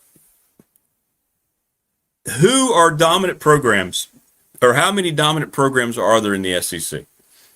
How many alpha male blue bloods are there right now in the SEC, if you're being honest? Really, honestly, I mean, Georgia. Yes. Alabama's on thin ice. No, Alabama's, yeah, they get included. I mean, a bad year for them would be a year that we would celebrate and rip down buildings for an excitement here. So rip down buildings. You gotta keep the perspective. And LSU. That's your three. All right, let me make sure in my brain that you got everybody. You tell me. It's not. Don't tell me Tennessee fan. You tell me that every year. No. It's neither one of the Mississippis. They're going to go down like now that Lane's gone. You think? It's not. I don't know. Yeah. Ole Miss. Kentucky sucks. Yeah, I mean, I would not put Ole Miss in the blue blood convo, but I think they're going to still be up, in my opinion. Just how Vanderbilt's going to crash hard. They lost a lot, especially Diego Pavia. They're not going to be the same. Texas, Oklahoma. Those are the other two arguments, but they come from somewhere else. Oklahoma's got maybe arguably the best defense in the country. Texas has Arch Manning. Maybe you throw them in there, and you say 5 at the max. Yeah, I think those two deserve to be in that conversation. Right. And that's it. And that is it. There's nobody else. Yeah, but like even this year, I mean, no one wanted to play Vanderbilt, right? I mean, like if you look at, of course, we were not what I'd hoped we'd be last year. But I think still a lot of schools would not want to play the middle tier of the SEC. Now you can say the same thing. Yeah, and you can say the same thing for the Big Ten. It's Michigan, it's Ohio State, Indiana now, which sounds so strange. In the middle? Who is in the middle of the?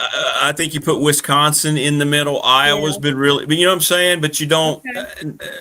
And you've got programs trying to get back. Michigan State made some terrible hires. Nebraska USC, certainly not UCLA. They're trying to rebuild their whole program under Bob Chesney. Oregon, okay. Washington, okay. So it's about the same in terms. Yeah, it's about the same. Fair. Yes, I agree with that.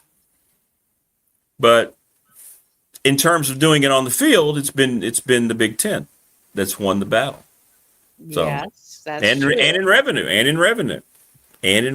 I think that for better or for worse, though, would you rather have tickets to Iowa or who's someone comparable in the SEC? Let me think. Who's the SEC's Iowa? It's a good question. We don't really have an Iowa, but somebody of that quality. Maybe Mississippi, because Iowa's always 7-8 wins, good, competitive. So, I mean, which game would you rather go to? I'd definitely rather go see Ole Miss. Yeah, because it's warm for one, and the scenery. And the tailgating is premium, and a lot of hot people of both sexes to look at. Correct. So, that's kind of my point too. As long as the SEC culture is so captivating, I think it'll still have the public's interest. I agree with that. That's fair. All that's fair. I'm not going to fly to Iowa to go to a football game. If I'm already up there, I might go. But you're not going to make a point to go up there.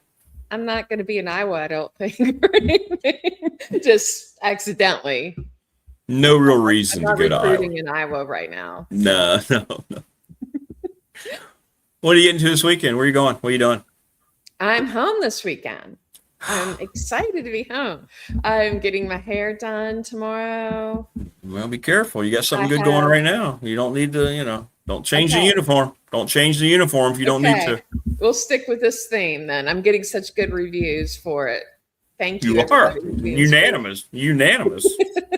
And then Sunday, I have a Costco date with one of my work husbands. Oh, here we go. And he does not have Costco membership, and I do. So we're going to meet over there and go and shop together and stuff. So I'm excited about that. But Chris says Iowa is Kentucky. Maybe that's a better comparison. Yeah, maybe that's that makes more sense probably. Well, I'd still rather go to Kentucky and do the Bourbon Trail. So again, same. Correct. Same choice. All right, so we need to schedule when you're going to rank the coaches. When are you going to start doing your research? Because that was a lot of fun. Well, next week I'm going to be in Indianapolis for Drum Corps, which is why I wore my Carolina Crown shirt. Carolina Crown was just in Salem this week, and they won the competition in Salem. It sounds like beverage, by the way. Carolina Crown. Having the Carolina Crown. And then, so I'll be focused on Drum Corps next week because it's World Championship week, and you will talk to me from Indianapolis next week.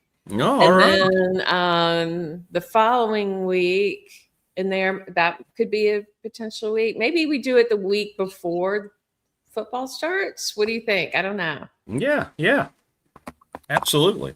I got to do my research. As you know, I've already deducted that Ryan is a big jerk bag at Arkansas, and he's going to be very low on my list. But some of the other new talent I need to explore. Summerall also. Well, we can't wait. Who do you think's going to win? Do you have a prediction? Yeah. If you had Las Vegas betting odds, who do you think is going to win? Well, I don't know who might win, but I do know that I got a feeling Lane Kiffin's going to be up there a little bit. I don't know what it is. I know you and Lane. Looks like he's getting a little. I mean, we'll see. We'll see how it goes. He's too ribbed out for me right now. Yeah, I know. Right now he is. All right. Well, we'll see. Yeah, Well, people are asking. we didn't know Sam Pittman would win, and he won. So Sam Pittman shocked the world last year. He did. He shocked the world. I'm still a fan of his. Now that he doesn't have a gig, maybe you should come to Columbia. Well, why not? Maybe he'll replace Shane next year. You would, why not? Oh gosh, please no! I don't want Shane to go away. I'm not ready for that. Well, safe travels. And by the way, when you get to Indianapolis or before, listen to a song by the Bottle Rockets called Indianapolis. Oh yeah, you told me about this before, and I actually did listen to it, and I liked it. It's a great song. It's a great song. Mm-hmm. I'm excited about it. I'm going up Thursday next week, coming back Sunday. Stuck in Indianapolis with a fuel pump that's deceased. Great line. It's a great line. You need to listen to that. Yeah. Okay. And I won't mess with my hair because I think this is the nicest you've ever been to me about my hair, as well as the listeners. So I've always complimented your hair. I've never dissed your hair, have I? No, this is the most enthusiastic you've been. I was enthusiastic. It's if I wasn't newly married, I would have already been in the car heading to Columbia. Just saying. Jazz would love to see you. Jazz the cat. You two are instant friends. Check out that hairstyle. No, it looks really good. It's really good. It looks really strong. And everybody in chat's agreeing still. So there you go. There you go. Great. I'll take it. Thank you. So I think you just walk. Remember how Fonzie used to do in Happy Days? He'd get in front of a mirror, he'd take out the comb, and he'd go, "Hey, it already looks great." That's what you should do today. You should go to the hairstyle and just go, "I've got you, psych. Don't need to do anything. I already look great, don't I?" Thank you. I did. Thank you. But again, I have not been outside yet. That is always the big challenge here. I understand. Going outside. It's different than mountain air back home. Now this I could pull off all day long. It would look amazing. And I'd come back and be like, yeah, all right. Here. I got you. I got you. All right. Well, safe travels, my dear, as always.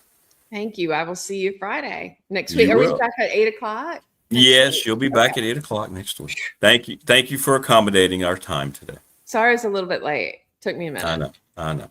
Well, look at the result, though. I mean, come on. See, you got a little hitch and you get you up, and this is what happens. Boom. Magic happens. There you go. Thank you, baby. Appreciate it. That's what I do. Always bringing out the best in my secret girlfriend. Have a great weekend. Be safe. Thank you. Love you. Loves you. Be good.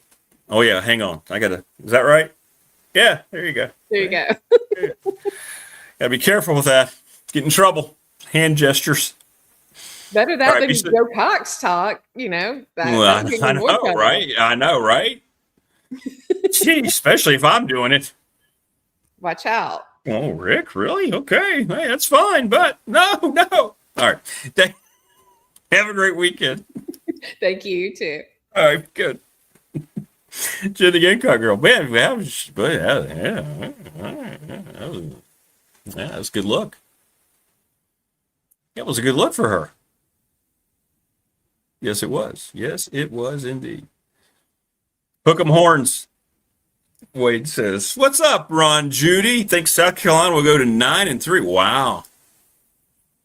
Well, the schedule, we just looked at it. A lot of fun today. Thanks to Coach Elmo, Mike Ashley, Open Mike, Jen, and now this gentleman joins us. Look at him. He is the quintessential source for all things Virginia Tech. Nobody loves the Hokies more, but you know what? He's going to be honest about it, too. It's Dwight Vick. What's up, DV? What's up? What's going on? Good morning. Good to see you, man. Good to see you. Well, you know what we're talking about. By the way, thanks. Last night was great. How about you? How good are you, Chris Lester, and Coach Elmo last night on Pop? That was awesome. Yeah, man. That was a great vibe, great energy. I wish I could have stayed longer, man. It was a great time. It was. Hey, Christian says, "Good morning, Mr. Vick, a Tech legend." Yes. See, we were talking about that last night. You are. Coach Foster even said so. So there you go. Yeah, man. When you hear from the right people, it feels good. It feels right. It's got to be from the right people. You know what I'm saying? Yes. Yeah. Yeah, I don't think Coach Foster doesn't just throw out compliments to throw out compliments. Yeah, right. Exactly. So you know, and when Coach Brian Steinspring says the same thing, it's like, okay, there you go. Yeah, man. I want to talk about, you're good friends with Shane Beamer. Let's talk about this a little bit. It seems like this is a year he's in some trouble, and you know that. You've talked about it. He needs to have a kind of year this year. I don't know how often you talk to him, but what do you see? I mean, I know you watch these programs, and what do you think has happened, Shane? It looked like they had turned the corner. Looked like they were starting to come on. They just missed the playoff a couple years ago, the late season rally. Then it kind of fell apart last year. And remember, you and I were talking after the Tech game. They just didn't look at all like the program. They were picked in the top, 15 in the country or whatever it was, and they never resembled that. How quickly can that happen to a program, and what do you think, Shane needs to do to make sure he's going to be around there for a while?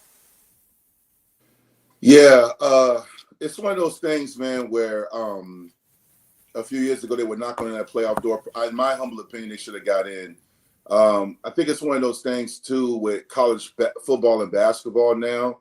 You aren't going to see any more runs like Clemson and Alabama had. Nowadays, you have to have the ability to hit the reset button. Even though many college coaches have adjusted to the new era of the transfer portal and NIL, you still have to manage your roster more differently, very similar to what you see what JUCO coaches do and prep schools do. So my son prepped at Fort Union Military Academy, and Coach Bob has over 400 wins. His coach, Coach Bob Williams, great coach, well-connected, well-known in the college basketball world. And the reality is every year he gets a new roster. So every year they're in the Elite Prep League with about 15 teams. They won it about 3 years ago, but every year they have to hit the reset button. And Shane is from my era, and he's done a good job navigating the portal or recruiting. But, when you talk about dominance or even being relevant, you have to be able to identify your personnel much quicker. Oftentimes, college coaches historically will like to say, okay, here's my depth, here's my positions of strengths, here's what we need. Now, you can't allow and wait on a red shirt like I did. I was a red shirt freshman and a red shirt sophomore, and I got stronger and bigger in the weight room. Now I have to have guys coming from high school, which is rare. I got to have guys coming in the portal or from prep or JUCO ready to prepare to play right away. And oftentimes, if you miss on 2 or 3, then you're done. And what you're seeing is a lot of the programs that have relied on that dominance, because like Clemson, if you look at their run, they knew they were going to have Taj Boyd, Trevor Lawrence, and Deshaun Watson for a multitude of years, right? And those quarterbacks I just named are transcendent quarterbacks. But now you may have a quarterback for 1 or 2 years, and you may have a really good left tackle for 1 year, and you have to navigate that. Shane's no different. And in a conference like the SEC, which, I know there's those super conferences on the horizons, and a lot of people are like, oh, Tech belongs in the SEC and the Big Ten. What kills me is, can we finish our breakfast first before we get to lunch and dinner? We haven't been able to dominate the ACC in recent years. So why would you want to jump to the Loch Ness Monster when you can barely swim in the kiddie pool? You can't swim in the kiddie pool, but you want to go over here where there are more bullies on the corner? So to me, finish your breakfast, right? And Shane has been able to finish his breakfast. One thing I would love and respect about Shane is he's paid his dues. It wasn't nepotism. I remember even as an undergrad, as a teammate, Shane was going to coaching clinics. He was going to different seminars and symposiums, paying his dues. He did his internships. He worked his way up. Did his name get him in the door? Yeah, but it wasn't like he got a head coaching job right away. He earned it.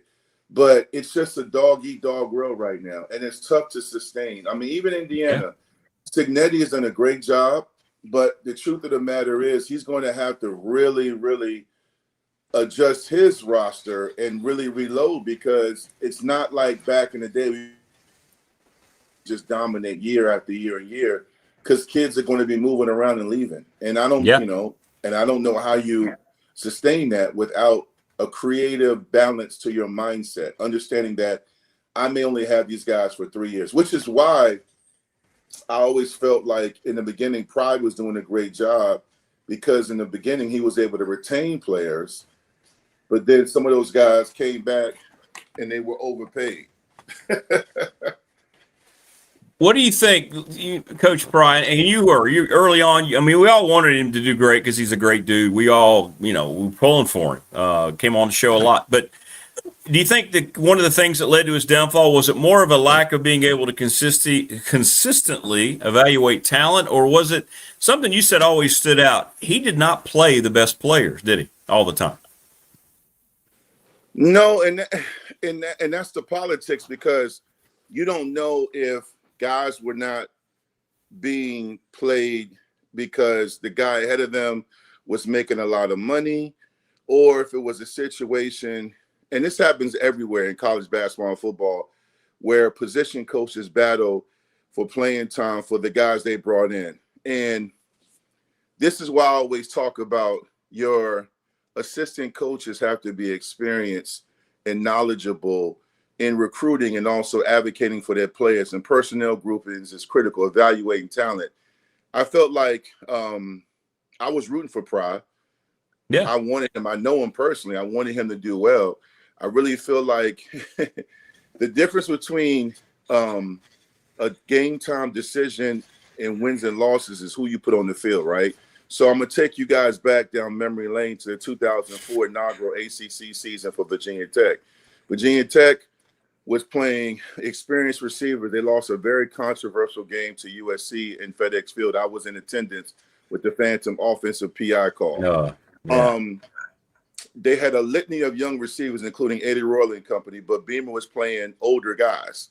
And they started the season off with a couple of tough losses to NC State and USC, and they were 2-2.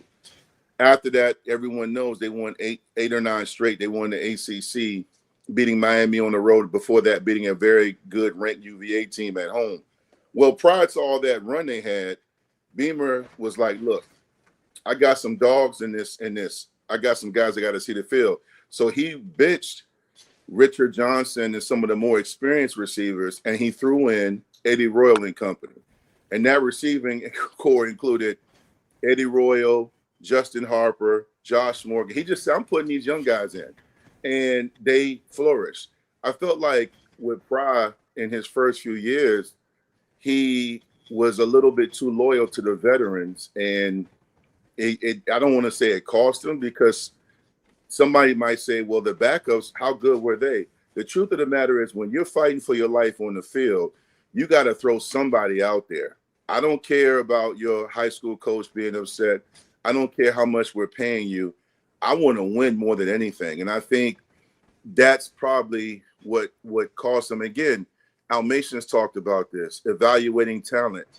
I know a lot of coaches come on your show, and I've heard people say, Rick, we do not look at rankings. We do not look at ratings. We look at the character, and we look at their ability to work in our scheme, and they grab their pencil. We make sure that we know how to evaluate.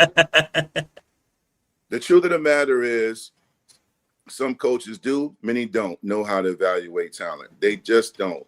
And some positions on the high school level are hard to evaluate. That's why the portal's popping so much, because if I can get a redshirt sophomore receiver from a mid-major to come in who's already going against college coverages versus a high school talent, I'm going to take that. You just got to make sure that guy is a good locker room fit, because I don't know, Rick, I'm just a licensed mental health therapist. Some of these guys have issues up here that don't mesh well with your team, and they come in and they do more damage. They're entitled. They're lazy, because what the portal doesn't offer is background checks. Yeah, that's true. This is true. No do-overs once they're there and you paid for them, right? Yeah, that's true. Yeah. That's a very good point. Yeah. Well, and I get the sense that's going to be corrected under James Franklin. That won't even be on the table. It's going to be best guys, whoever are going to be out there is going to be playing the game of football. And that's something that's going to be refreshing to see, right? Should be simple, but I guess it's not. It's not all in all places. Well, what James Franklin has is experience. See, again, experience is the best teacher both ways. I've been experienced different things. Now I learn my life lessons. Now, because I'm experienced, I get to teach my life lessons. So if you look at James Franklin, he's been doing it for a long time as a coordinator and as a head coach. So he knows different guys. I mean, it's nothing like being able to pick up the phone and say, hey, tell me about this kid, Tremaine Johnson, man. You know, he's in the portal. He played for you, because these coaches talk. Because I know this because my son was just in the portal. And they may not have background checks available, but if you're the connected coach, you can call another coach and say, hey, I like this kid Isaiah Vick a lot, man. Would you take him if you were at a D1 program? Absolutely. The kid can defend. He's got a great motor. He was under-recruited. He will help your program win. Or, hey, I don't know, Rick, man. This guy's a bit of an a-hole. We like him, but he's lazy. He comes to weight room late. But you might be overwhelmed by the talent and take him. But when you're a guy like James Franklin, you know, he's done a great job evaluating talent and bringing guys in. And I think he will do the same at Tech. My concern, everyone talks about Franklin. Let me tell you something right now, and some of your listeners and viewers know this. You look at any successful program, it's the assistant coaches. The Fosters, the Stein Springs, the Almatians, the Ricky Bustles, the J.B. Grimes. It's not the head coach. The head coach has the final say-so. But if my assistant coach can't convert 3rd and 2 in 3 consecutive tries, why am I paying him $900,000? If I can't decide to put in the right offensive line groupings, why is this offensive line coach on my staff?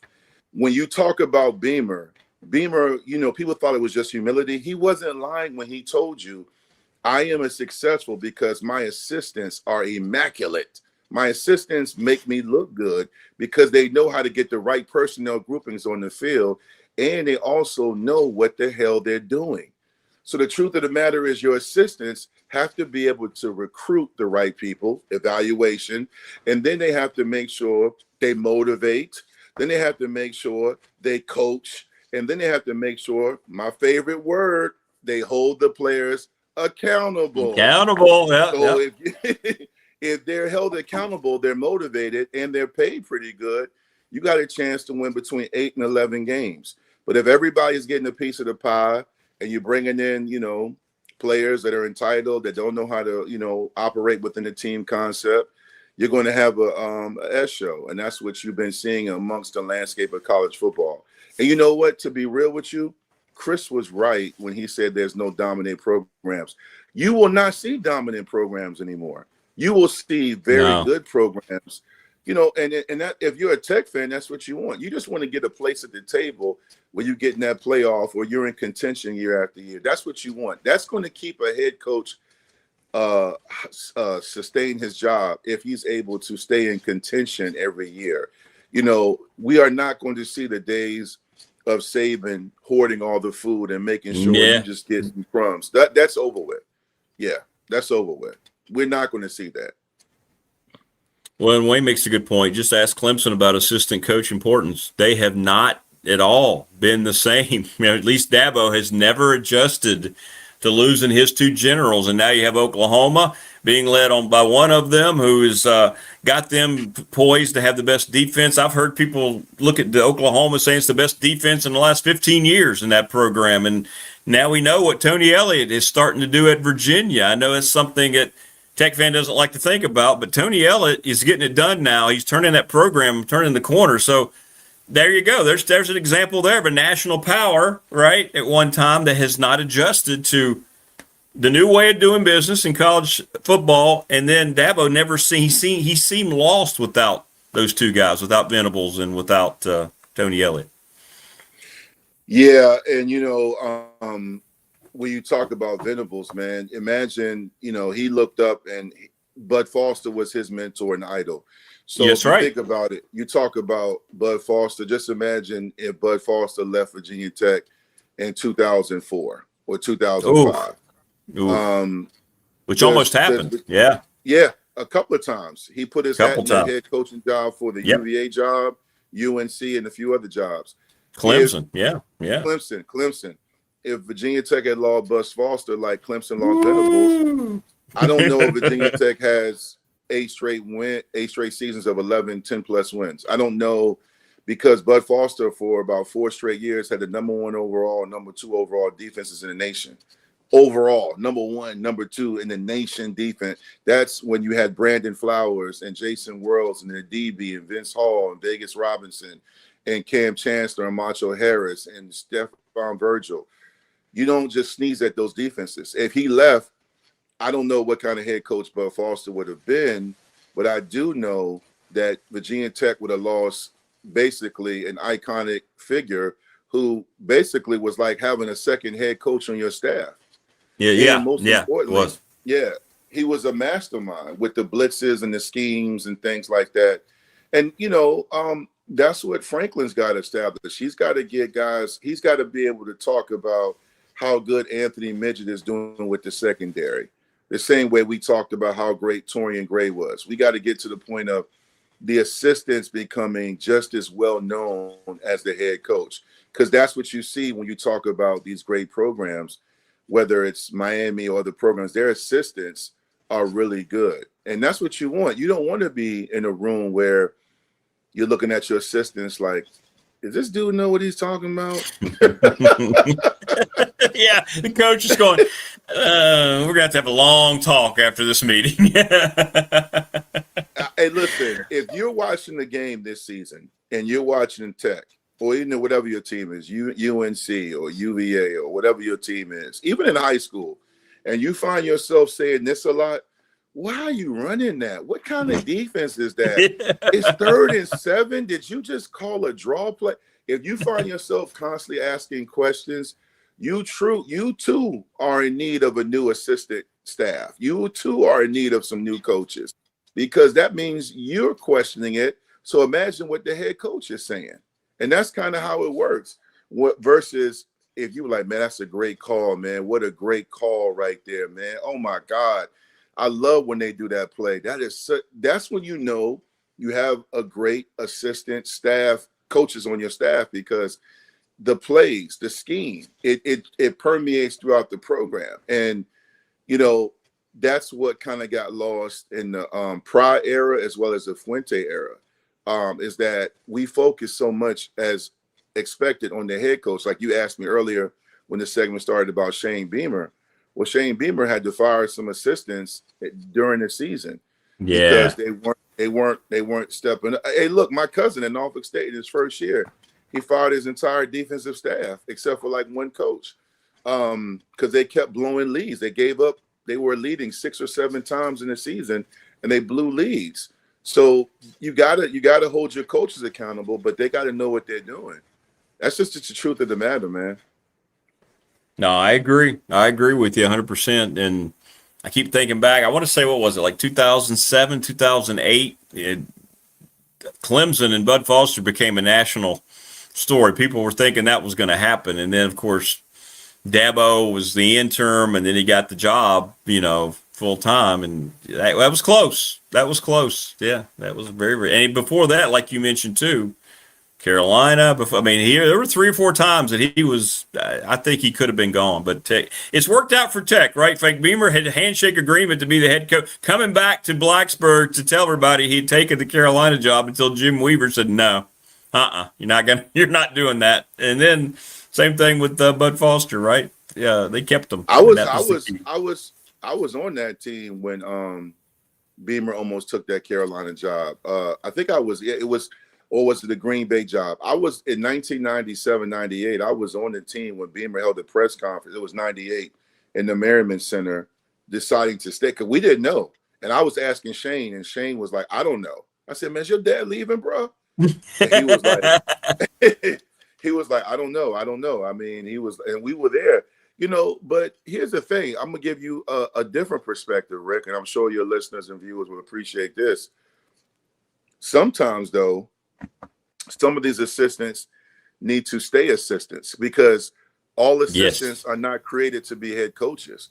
It's just like that day when the principal's away and the teacher or somebody else has to step up and be the head guy or head woman, and they're in charge and they realize, damn, this is no joke. Like, I remember, I'm a TV movie guy. When Tony Soprano got shot by his uncle, he was in the hospital for like a month. And his guys that were bosses had to step up and be the head guy. One of them was having panic attacks. The other one was stressed out. They realized all day long Tony had to make decisions that were very important. And that's that's television. Imagine being the head coach when you got to fundraise. You got to do great shows like Big Dog Sports Talk and Tech Sideline and radio shows, ACC Media Days, do commercials for the local car dealerships, go recruiting, talk to a mom whose son isn't playing because you lied to them and they're supposed to be getting on the field, to deal with your wife and kids, to make sure that the kids are going to class, nobody's getting arrested. You will find yourself praying to be an assistant again. We just had to worry about your group of players. Being a head coach in the college football level pays very well, but the job security is about this big. Yeah, 100%, 100%. It doesn't always go as planned, man. It's interesting. It's interesting to see, and people have always asked me too that I remember that Packers thing. It feels like Frank Beamer would have been a good NFL coach, but the way he was more of he oversaw the program. He let people do their jobs. He knew the game, obviously, but he seemed like he kind of had that mentality. I remember a long time ago, I remember who it was on my show, compared Coach Beamer to Joe Gibbs in the way they approached the game. And I thought that makes a lot of sense to me. I think that's why the Packer thing was something that lasted a lot longer in terms of intrigue at the time than I thought it would. But it made sense. It made some sense. It did. Yeah, it does. But I tell you, man, Beamer, Roy Williams, Coach K, a lot of the old time greats were smart not going to the pros. Right. The pros, I've told you my issue with the NFL and the NBA, man. You're dealing with grown men and women, depending on what sports you coach, and you're dealing with egos, you're dealing with money and salary caps, even though now college football and basketball are about to eventually get stuff like that.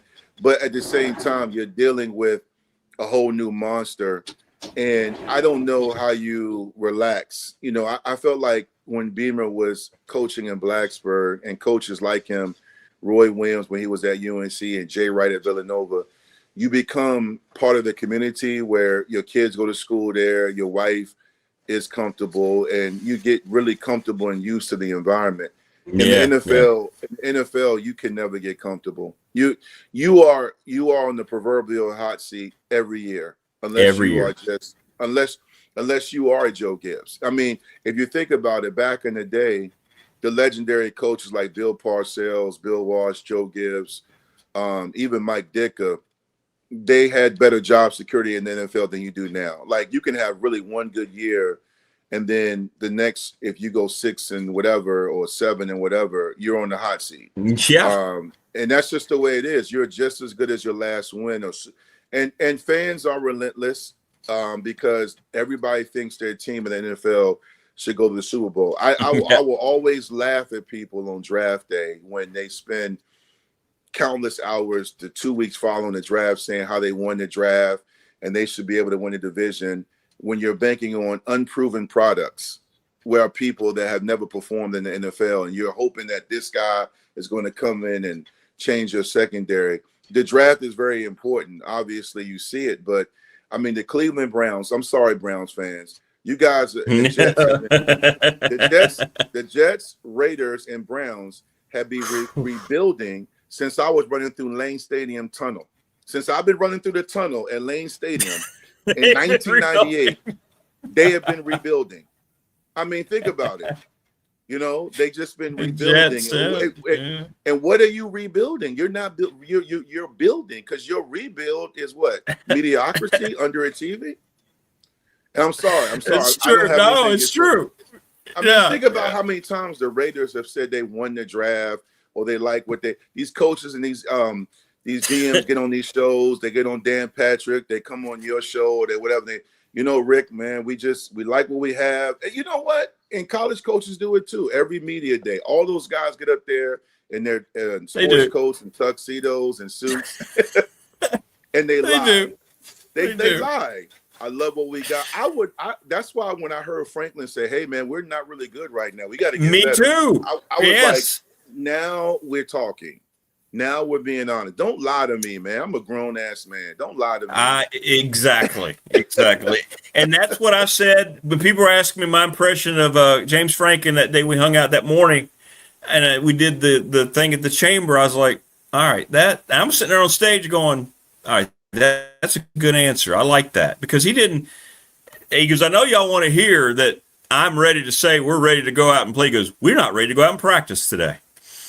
He goes, we don't know how we'd even line up today. And I thought, see, that is real. Thank you. It's so great to hear that, right? Instead of just, we're already at position. We got 19 out of 22 positions. No, just say it the way it is. We got work to do, and we're a work in progress. And I thought that was very refreshing. Yep. Remember on Big Dog Pot a few Thursday nights ago, I think it was Coach David asked me, what was it like to play for the legendary Mike Smith in Hampton High and Frank Beamer? I played for I played for 3 Hall of Fame coaches and Coach Brower, because I played basketball as well.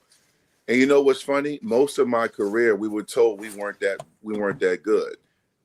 So, and we were winning championships and playing for conference championships. And many times we were motivated because we weren't told we were very good. It works backwards now. The hype and the media exposure and all the different things these kids get, they assume they're very good when they haven't done anything. I remember looking back at some of the previous seasons in Blacksburg, and I remember even just going back to last year, I thought, man, Tech, after that big win at NC State on the road, I was so proud of those kids. I thought that could be a stepping stone, but then they come out and lose a game afterwards. They give a game away, and I started to realize, and I've been saying this to you the last handful of years, the kids in Blacksburg and even in Charlottesville until last year, a lot of these kids are coming from winning programs in high school, but they don't know how to win on the collegiate level. Like when I say I did not have but maybe a couple of holding calls in my 5 years as a Hokie, I'm not bragging. I'm saying that I knew that if I got called for holding or a legal man downfield or a false start, that negates potentially a big play that could cost my team to win. That means I knew how to win. I saw the guys ahead of me, the Jim Pines, the Chris Malones, the Bill Conadys, all the guys ahead of me, Bill Boatwright, they knew how to win. So when I came in, I knew how to win. I knew what the expectation was. And then the guys that came after me, the Matt Lairs and the Wyatt Tellers and the Jake Groves, those guys knew how to win. And that's the cycle of winning. That's the culture you want. So James Franklin's biggest challenge is getting these guys to understand how to win on a Division I level. And that means when you go to places like Maryland, which it won't be a hostile environment because it'll be a bunch of Tech fans there. But when you go on the road against BC and you're playing BC at probably 12:30 on Snapchat or the Jefferson Pilot network, you're not going to be on the main network. It's going to be half full. It's going to be nobody's going to care about that game but Virginia Tech fans and the people covering it. Can you go to Boston College on a boring Saturday and beat the piss out of them and get back on the plane and fly back to Roanoke? And then can you turn around and go to a hostile environment and beat another team? That's how you have a culture of winning, when you can win. One thing I love is the fact that when Virginia Tech first joined the ACC, the first 3 years in the ACC, they went 16-1 on the road. I believe it was the ACC record because they were dominating on the road because Beamer understood the importance of mental toughness.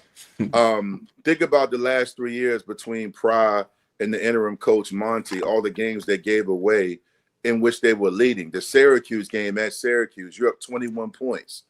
But when you drop interceptions, you drop touchdown passes, you don't know how to win. And I'm sorry, I know that happens, but you gotta make game-winning plays. That's the truth of the matter, Rick. Well, it is. And I'm gonna be laughing at the Snapchat thing all day. Hey, listen, man. When they put us on when I'm looking for the game. And I put it on. I'm like, man, where's the Tech game? Where's the game? And I'm like, we channel WB, and I'm like, man, why they got us on this Muppet Show network? You might as well have Bert and Ernie. Why don't y'all just get Bert and Ernie to call the game? Right after this Smallville, it's Tech and BC. Yeah, I got my Lee Corso pencil out. That's what being irrelevant does, man. When the producers and the networks are saying, okay, hey, Jim, we got Boston College and Virginia Tech. All right, put that on Snapchat. Put that game on Snapchat. Okay, Virginia Tech versus Cal. Put them on at 4 o'clock. Put them on ESPN 9. We're gonna try it out for kicks, see what happens. Yeah. ESPN 9, we don't have that channel. We'll make them put in an access code and then a forcible subscription. That way again, this is all fun and games. I'm trolling, but this is what it feels like when you're irrelevant. I know. You're right. That's what you feel like. Yeah, And you know what? One last point. I know what that means because when I chose Virginia Tech to come there, we were building something, and we talked as players. We wanted to make sure that we became relevant. We wanted our store, our gear, our paraphernalia in stores across the nation. This is back when you had magazines like East Bay, where you had to order from the magazine catalog. Yep. We wanted Virginia Tech. We wanted to go to the 757 in Military Circle, Coliseum Mall, and then Richmond to have our jerseys and our gear in the mall. Back then, it was only UVA. We had a few places, but then we started winning the Sugar Bowl, going in the Orange Bowl. Then we went from a contract with Starter to Nike. So I was part of that group that got us the contract with Nike. But you know why?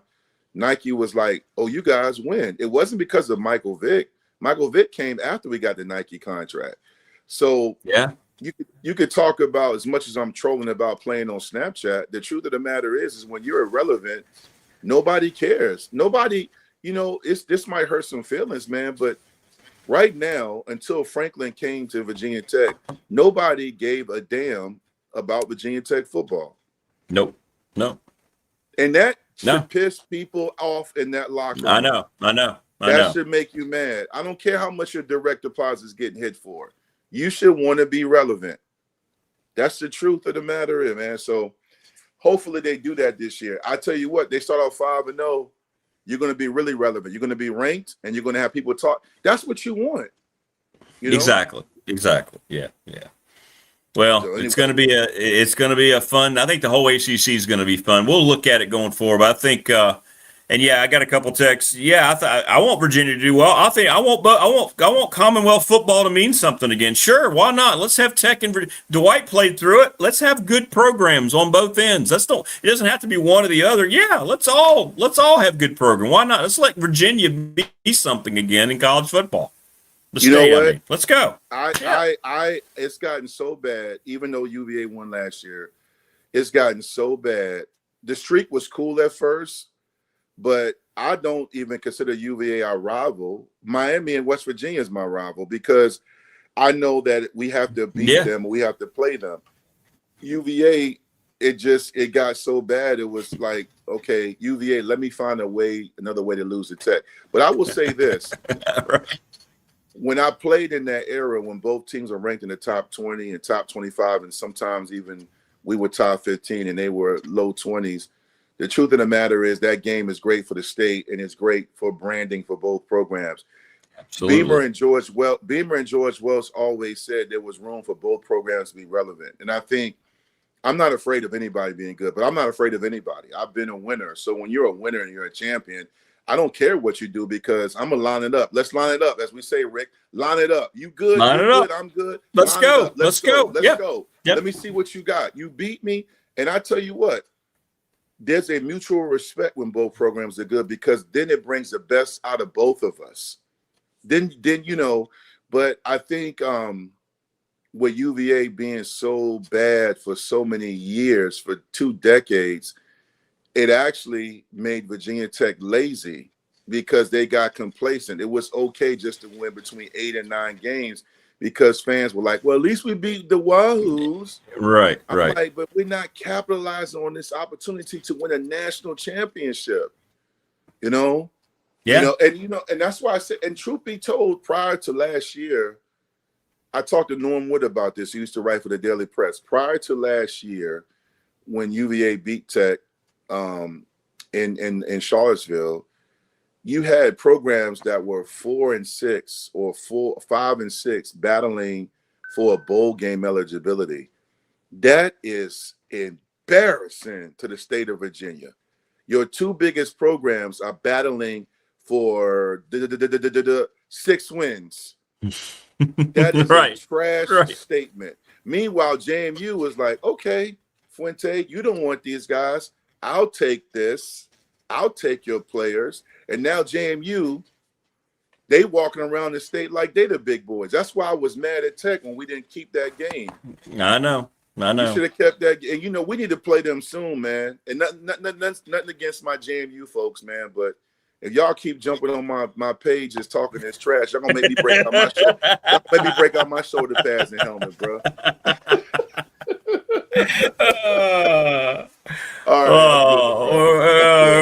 Great stuff, brother. Hey, anything we can do to help? Thanks for coming on today. I know yesterday got messed up because I had to leave early, so thanks for jumping on today, man. Great way to finish the week with you, brother. Great way, perfect way. Have a great weekend. Man. Have a great weekend. You too. All right. The great Dwight Vick. Oh, Snapchat. That was funny. Great week. Thanks, everybody in chat. Thanks to our sponsors. Don't forget, Professional Door People, you got today to call 674-0008 to get the $40 off your preventative maintenance. Great stuff. What a perfect way to end the week with DV. My goodness. Everybody take care. Stay safe. Enjoy your weekend. We'll be back on Monday. We'll let you know what it looks like. Keep tabs on the socials. And stay safe, everybody, as we head out of July into August. Hard to believe. Last day of July. But you know what August brings? Football. It's here. It is here. See you, everybody. Thanks for the great week. Thanks again, everybody, last night on Pop, Chris Lester, everybody here in chat. And we will see you on Monday. Have a good weekend.